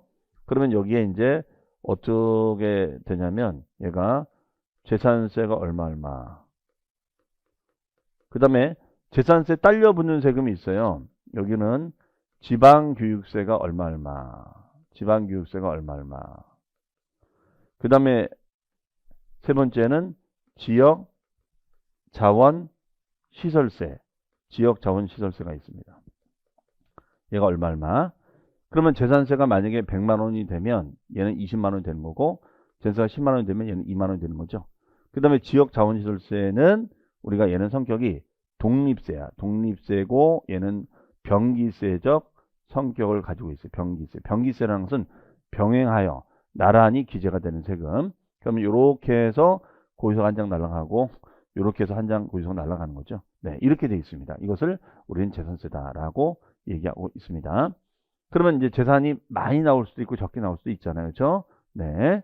그러면 많이 나오면은 얘는 이제 분납 또는 이제 물납을 하고, 적게 나면 아예 징수를 면제해 주는 제도가 있어요. 자, 이런 것이 바로 재산세다라고 생각하시면 되겠습니다. 자, 그러면 더 자세한 건 이제 보면요. 그러면 이런 재산세는 어떤 특징을 가지고 있느냐? 자, 일단은 얘는 당연히 보유세가 되겠고요. 그 재산을 소유하고 있는 물건, 물건을 중심으로 하니까 물세라고 합니다. 다만, 자, 특징이 있죠. 얘는 인세적 성격도 있어요. 즉, 얘는 토지 소유자 중심으로 결정합니다. 토지 소유자 중심으로. 그래서 우리가 토지 소유자 인별로 합산하는 제도가 있어요. 그러면 우리 배울 때 인세가 복잡했습니까? 물세가 복잡했습니까? 인세가 복잡했죠. 왜? 인적 사항을 고려해야 되는 거니까. 하지만 물세는 오로지 그 물건만 가지고 부과하기 때문에 인적 사항을 고려한 적이 없었어요. 맞죠? 자, 그 다음에 얘는 수익세다. 이게 무슨 말인가? 내가 만약에 오피스텔 하나 분양을 받아서 하면, 오피스텔은 보통 어때요? 임대 물건이죠. 그럼 임대 수익이 생기잖아요. 임대 수익이. 그 임대 수익이 생기면 그 임대 수익을 기준으로 하는 거니까 수익세가 될 수밖에 없겠죠. 그 다음에 사실주의다. 사실주의라는 것은 얘는 어떤 게냐면 실질 과세하겠다. 실질과세하겠다 이런 얘기예요. 실질과세하겠다. 그러면 실질과세는 현황부가 똑같은 건데 이건 무슨 말이냐면 공부상 현황과 그 다음에 사실상 현황이 일치하지 않으면 사실상 현황에 따라 부과하겠다 이런 얘기예요. 네. 그러면 취득세하고 비슷했었죠. 그럼 다시 정리해보면 우리 취득세는 사실상 취득했을 때 과세하자. 실질주의, 사실 현황부가 하자는 거예요. 하지만 등록면허세는 등기부상에 표시된 것만 가지고 따지니까 형식주의다. 그래서 납세자도 외관상 등기 권리자다라고 했었죠. 다시 보유세인 재산세로 오면 얘는 공부와 사실이 일치하지 않았을 때 사실로 간다. 이런 얘기가 되겠습니다. 그러니까 무슨 말이냐면 아직 서류상으로는 이게 소유자가 그냥 갑이에요. 을로 안 넘어갔어. 근데 지금 돈은 다 주고받은 거야. 그러면은 서류는 안 넘어갔지만 돈이 왔다 갔다 이미 다 잔금이 치러졌다면 소유권이 바뀐 걸로 보고 그 소유자가 바뀐 걸로 보고 납세의무자가 바뀐다 이런 뜻이에요. 자, 이건 납세의무자 시간 다시 말씀드리겠습니다. 자, 그러면 과세권자는 누가 되는 거냐? 자, 우리 취득세 같은 경우에는 정리해보면 얘는 특별시, 광역시, 도에서 관리가 됐었죠. 맞아요? 반면에 등록면허세 같은 경우는 도나 구에서 관리가 있었어요. 그러면 재산세 같은 경우는 어디냐? 시군구. 재산세는 시군구에서 관리하겠다. 시나 군이나 구에서 관리하겠다 이런 얘기예요. 다만 이제 제주도는 이제 특별자치도, 그 다음에 세종시는 특별자치시라고 이제 표현하고 있죠. 자, 그다음에 중요한 게 나옵니다. 그렇다면 재산세는 아까 우리가 시군구가 공부상의 자료를 보고, 즉 대장상의 자료를 보고서 재산가액 얼마, 세율 얼마 해서 고지서를 발부하는 지방세라 했었습니다. 그러면 여기서 말하는 재산이라는 것은 어떤 거냐? 우리 취득세는 재산이 취득하는 재산이 토지, 건축물, 차량, 선박, 항공기, 기장비, 광학권, 어업권, 오용권, 임목이 있었습니다. 양식어업권까지. 그런데 그 대상물 중에서 재산세 과세 대상은 딱 보니까 토지 재산이 있습니다. 그 다음에 건축물 재산이 있고요. 주택 재산이 있고 선박, 항공기 재산이 있어요. 그런데 여기서 이제 좀 따져볼 만한 게 뭐냐면 이 얘기입니다. 그러면 우리가 건축물이 있고 이제 주택이 있잖아요. 그러면 건축물과 주택은 엄밀히 건축물인데 왜냐하면 건축물은 업무용 건축물하고 주거용 건축물 두 가지를 말하거든요. 그래서 우리가 취득세 시간에는 그냥 건축물이라고만 했지 주택이란 말을 별도로 쓰지 않았단 말이에요. 맞죠? 그런데 갑자기 여기 와서 건축물, 주택을 따로 나누고 있는 거야. 왜 그럴까? 자, 그 이유는 과세 방식이 달라서 그래요. 뭐가 달라서요? 과세 방식이 다르기 때문에 우리가 건축물과 주택을 나눈 거다라고 보시면 되겠습니다. 그러면 예를 들어서 상가 등의 경우에는 보시면 상가 등은 자, 상가 건물이 있고 요 대지가 있어요. 그러면 얘는 건물분 재산세가 있고 토지분 재산세가 따로 나옵니다. 그래서 우리가 건물분과 토지분 이렇게 따로 나누고 있어요. 반면에 주택 같은 경우에는 건물과 토지가 이렇게 우리가 합산해서 건물과 토지가 합산해서 우리가 과세가 되고 있습니다. 네. 하지만 이제 상가 등의 건물은 그냥 건물분 재산세 따로 토지분 재산세가 따로 있다. 이렇게 나눠진다라고 보시면 되겠어요. 그 다음에 이제 토지의 경우에는 분리과세 토지가 있고 별도 합산 토지가 있고 종합 합산 토지가 있다. 이렇게 얘기합니다. 그러면 우리가 별도 합산, 종합 합산이 있는데 종합 합산은 이제 이 토지 용어를 좀 아셔야 되는데요. 자, 간단하게 말씀드릴게요. 일단은 우리 토지 같은 경우에는 분리과세라는 말이 있고, 자, 칠판 보시면요. 분리과세, 그 다음에 합산과세, 이렇게 되어 있어요. 합산과세. 그럼 결론이 뭐냐면, 합산한다는 거는 세법상 규제하겠다는 거예요.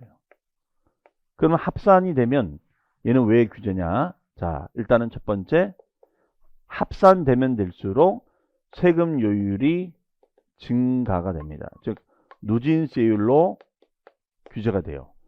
두 번째는 뭐냐면 얘는 1차적으로 재산세를 부과하고 2차적으로는 종합부동산세를 또 부과를 합니다. 네, 이렇게 돼 있어요. 1차적으로는 재산세를 부과하고 2차적으로는 종부세를 부과하고 있습니다. 자, 이렇게 돼 있어요. 그 다음에 분리과세 토지는 뭐냐면 분리과세 토지는 일단은 얘는 저율과세랍니다. 저율로 과세를 하고 얘는 비례세율로 과세를 하겠다. 이렇게 얘기해요. 두 번째는 뭐냐면 1차적으로는 재산세를 부과하고 2차적으로는 종합부동산세를 또 부과하겠다. 이렇게 얘기를 하고 있어요. 네. 그래서 이 경우에는 우리가 어떻게 나누냐? 1차적으로는 재산세를 부과하고 2차적으로는 종합부동산세를 또 부과하겠다. 이렇게 구성이 되어 있어요. 그래서 얘는 이제 분리과세, 합산과세, 분리과세, 합산과세 이렇게 얘기를 하고 있습니다. 자, 그러면 우리가 분리과세가 되는 것은 뭐가 있냐면 여기에는 뭐 농사 짓는 농지라든가 공장용지 이런 것들은 규제하면 안 되죠. 즉 생산적인 땅이고 지목의 용도에 맞게끔 농사 짓고 있는 뭐가 문제야. 근데 왜 이런 논리가 하냐면 우리나라는 땅이 모자르잖아요. 그러니까 모자란 땅을 생산적이고 지목의 용도에 맞게끔 잘 쓰면 규제하지 않는데 그냥 쓸데없이 놀키고 있으면 안 된다. 예를 들어서 우리가 뭐 나대지예요. 그럼 나대지가 뭐예요? 그냥 맨 땅이죠. 여기다가 뭘 하든지 건물 짓든지 활용해야 되는데 아무것도 안 하고 있다. 규제하겠다는 것입니다. 이해되시겠죠? 자, 다만 이제 우리가 요 합산되는 토지 중에서 종합합산이라는 토지는 비사업용 토지를 말합니다. 비사업용 토지끼리 합산하는 것을 우리는 종합합산이라고 얘기해요. 그 다음에 별도합산은 영업용 토지끼리 영업적인 용도로 사용하는 토지끼리 합산하는 것을 별도합산이다. 이렇게 정의를 내리고 있습니다. 그러면 요런 땅은 요런 땅끼리, 그러면 상가 토지라든가 상가 건물 토지라든가 이런 걸 말한다 보시면 돼요. 얘는 끼리끼리 우리가 합산해서 규제하겠다. 그럼 얘는 왜 규제하냐? 영업용인데 얘는 이런 땅이 모자라요. 상가 택지 모자랍니다. 그렇기 때문에 일정 소수가 그 땅을 독점하면 안 된다. 이런 논리예요. 그러면 합산할 정도로 땅이 많다는 것은 독점한다는 거잖아요. 그걸 규제하기 위해서 이 논리를 만든 거다라고 보시면 되겠습니다. 자, 어쨌든 요 대상은 차후에 다 암기를 해 주셔야 돼요. 자, 그러면 우리 교재 한번 볼게요. 자, 교재 갑니다. 자, 여러분들 그 482페이지 482페이지죠.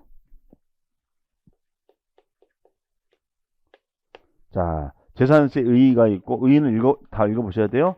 특징, 기역, 니은, 디귿이 있습니다. 자, 이 내용도 읽어보세요. 특징에다 별 표시 하나. 자, 특징이 아까 여기에 그 내용들이 다 들어가 있습니다. 그 다음에 오른쪽에 보시면 그림이 있죠. 자, 그림을 통해서 이해를 해보겠습니다. 일단은 관공서가 물건 소재지 시군구 밑줄, 시군구세라는 거죠. 시군구가 주체가 돼서 과세객체, 과세객체는 우리 어떤 걸 말해요? 과세대상, 토지, 건축물, 주택, 선박, 항공기 재산에 대해서 6월 1일 기준으로 우리가 보통징수한다. 자, 보통징수에다 써놓으세요. 고지납부. 무슨 납부? 고지납부. 고지납부. 고지서를 발부해서 납부시키는 거죠. 자, 그러면 납세문제 고지해 주는 거예요. 과세대상 별표시 되어 있죠. 꼭 암기. 토지, 건축물, 주택, 선박, 항공기. 그럼 얘는 뭐가 돼요? 자, 토의 동그라미, 건의 동그라미, 주의 동그라미, 선의 동그라미, 항. 토건, 주선, 항이 되는 거죠. 네. 그 다음에 토지의 대상 부분 보시면 종합합산 대상 어디다 써놓습니다. 비사업용 토지. 예를 들어서 나대지 등 써놓으세요. 나대지 등. 네. 그래서 비사업용 토지끼리 합산하는 거. 그 다음에 별도 합산 영업용 토지 써놓으세요. 영업용 토지. 그 다음에 분리과세 대상 토지에는 뭐라고 쓰자면 규제되지 않는 땅. 규제되지 않는 땅하고 그 다음에 농지, 공장, 용지 등 메모. 농지, 공장, 용지 등 메모. 그렇게만 일단 해놓으시기 바랍니다. 자, 지금은 용어의 뜻을 아는 게 중요하다고 그랬어요. 자, 계속 이제 낯선 용어들이 나옵니다.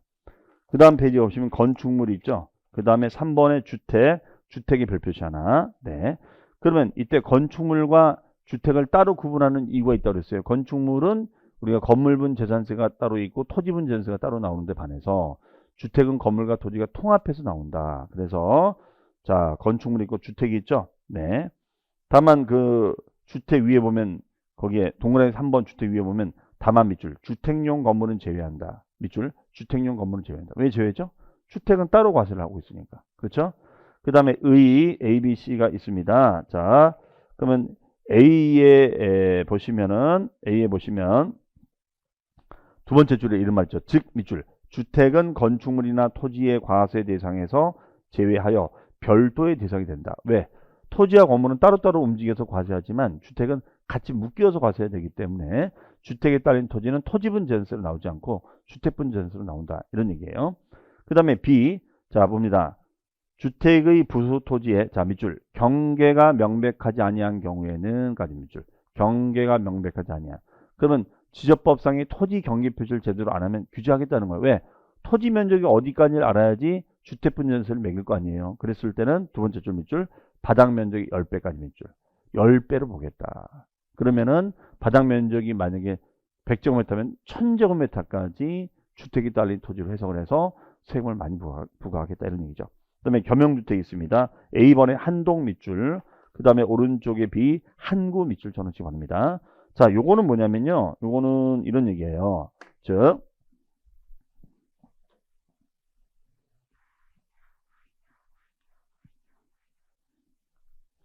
우리가 겸용주택이 있습니다. 겸용주택.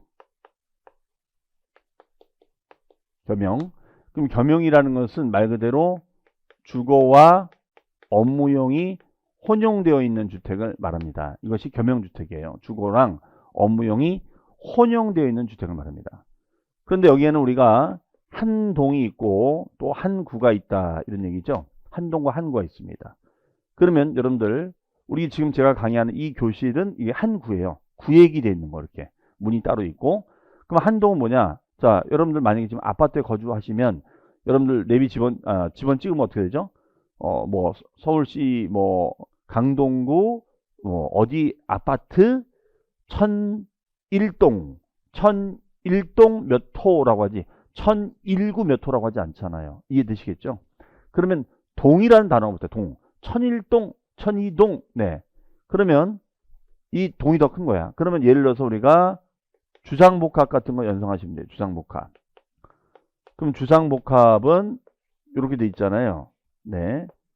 그러면 하단이 상가가 있고 상단이 아파트가 있다. 이런 얘기 되겠죠. 네. 그러면 이 경우에는 우리가 한동의 겸용이죠. 한동의 겸용. 한동의 겸용주택이다. 그러면 이 경우에는 상가하고 아파트가 있습니다. 그러면 이때는 상가 아파트가 구분될 수밖에 없잖아요. 네. 상가 아파트가 구분되는 거야. 그러면 이것이 한동의 겸용이 되는 거죠. 한동의 겸용. 그러면 상가는 상가, 아파트는 아파트. 구분이 명확하죠. 따라서 이 경우에는 주거 부분만 주택으로 본다. 주거만 주택으로 본다. 이런 말을 써줍니다. 대신 한구가 됐을 때는 사용 비율에 따라서 보자 이거예요. 사용 비율에 따라서. 그러면 사용 비율이 만약에 자 주택은 주거로 사용되는 비율이 70%가 되고 업무용으로 사용되는 비율이 30%가 됩니다. 얘가. 그러면 얘는 주된 사용을 주거로 하고 있잖아요. 그러면 업무용을 무시하고 전체 100%를 주택으로 보자. 100%를 주택으로 보자. 이거예요. 네. 이것이 우리가 한구의 겸용이다라고 해석을 합니다. 그래서 50% 이상 주거가 되면 전부를 주택으로 보고 한동일 때는 주거만 주택으로 보자. 이렇게 해석을 하고 있습니다. 이것을 우리는 겸용주택이라고 표현하고 있습니다. 그래서 한동과 한구라고 얘기하죠. 한동과 한구. 자, 그래서 그 재산세 납세무자는 원칙적인 납세무자가 있습니다. 그래서 와세상에 보시면 한동, 한구. 그러면 디귿에 보시면 무허가 주택의 부속토지가 있어요. 이거는 뭐냐면 자, 거기 문장 한번 볼게요. 건축물에서 저 같이 봅니다. 건축물에서 허가 등이나 사용 승인을 받지 아니하고 주거용으로 사용하는 면적이 전체 건물 면적의 자 밑줄 100분의 50 이상일 때는 그 건축물 전체를 주택으로 보지 아니하고 그 부속 토지는 종합합산 토지로 본다까지 밑줄. 이게 무슨 말이냐면요. 무허가를 규제하겠다는 거예요. 그러니까 과거에는 무허가일지라도 허가가 안 나면 주택으로 등기 안 나오거든요. 그랬을지라도 주거로 썼다면 주택으로 봤었는데 지금 보니까 뭐라고 되냐면 이 무허가로 쓰는 면적의 비율이 주택으로 쓰는 비율이 뭐 한 60% 된다. 그러면 허가가 안 나면 얘는 등기가 안 나오거든요. 그러면 실제 주택으로 쓰고 있다 할지라도 50% 이상이 무허가 부분이 주택으로 돼 있다. 그러면 이걸 인정하지 않겠다는 거예요. 건물이 없는 땅으로 보겠다는 거예요. 그러면 건물이 없는 땅이면 일종의 나대지, 지상정착물이 설정되어 있지 않는 땅을 나대지로 합니다. 그러면 얘는 그냥 나대지가 되는 거예요. 그러면 나대지는 무슨 토지? 비사업용 토지. 그럼 여러분들 비사업용 토지끼리 합산하는 것을 우리는 무슨 합산? 종합합산이다. 이렇게 썼습니다. 비삼용 토지끼리 합산하는 것을 무슨 합산? 종합합산이라고 했었죠. 그렇죠? 여기 종합합산 토지. 그럼 종합합산 토지가 되면 좋은 걸까요? 아니요. 규제가 되는 거죠. 종합합산 토지가 되면 좋은 게 아니죠. 규제가 되는 거죠. 이거는. 그래서 이거는 규제 토지로 바뀐다라고 보시면 되겠습니다. 자, 그러면 납세무자에 대해서는 설명할 것들이 있으니까 차후에 다음 시간에 말씀드리고요. 자, 일단 정리해 봅니다. 재산세라는 세금은 뭐예요? 시군구가 주체가 돼서, 자, 아까 정리한 거를 보고 하죠. 시군구가 주체가 돼서, 물론 특은 이제 특별자치도가 공부상 현황, 이때 공부는 시군구가 관리하고 있는 공부 서류가 있는데 그게 바로 대장이다. 토지대장, 건물대장인데 토지대장, 자, 그럼 여기 소유자 지목 등이 나온다. 그러면 재산가액을 우리가 알아낼 수 있다는 거죠. 그러면 시군구에서 고시한 가격을 시가표준 내기를 하고 거기다 세율을 부과하자. 그러면 세금이 나오는데 재산세가 얼마? 그럼 얘는 분납할 수 있고 많으면 분납할 수 있고 물납도 할 수 있다. 그다음에 얘는 지방교육세 있는데 재산세가 100만 원이면 얘는 20% 20만 원, 10만 원, 2만 원 되는 거죠. 그다음에 지역자원시설세가 있고 얘는 우리 각각 독립적으로 운영이 된다. 병기세가 된다라는 얘기가 되겠습니다. 해석이요. 이것을 우리는 재산세라고 한다라고 말씀을 드렸습니다. 그러면 재산세 과세 대상은 우리가 토지, 건축물, 주택, 선박 한 공기가 있다. 5가지가 있고 토지는 분리, 그 다음에 별도 종합합산 토지로 나눠진다가 되겠죠. 그렇게 해서 계산해서 고지서를 발송하자. 그러면 고지서를 발송하는 것을 보통징수로 하고 그러면 거기에 이제 우리가 재산세가 얼마, 지방교육세가 얼마, 요거의 20%, 지역자원시설세는 독립적으로 운용되는 세금으로서 병기세다. 병기세라는 것은 병행하여 기재가 된 세금. 이건 또 차후에 또 말씀드리겠습니다. 자, 그러면 오늘 시간에는 요 내용까지 정리하는 것으로 하겠습니다. 그러면 다음 시간에는 납세무자부터 여러분도 출발하도록 하겠습니다. 자, 복습 잘 해주시고요. 자, 다음 시간에 뵙겠습니다. 감사합니다.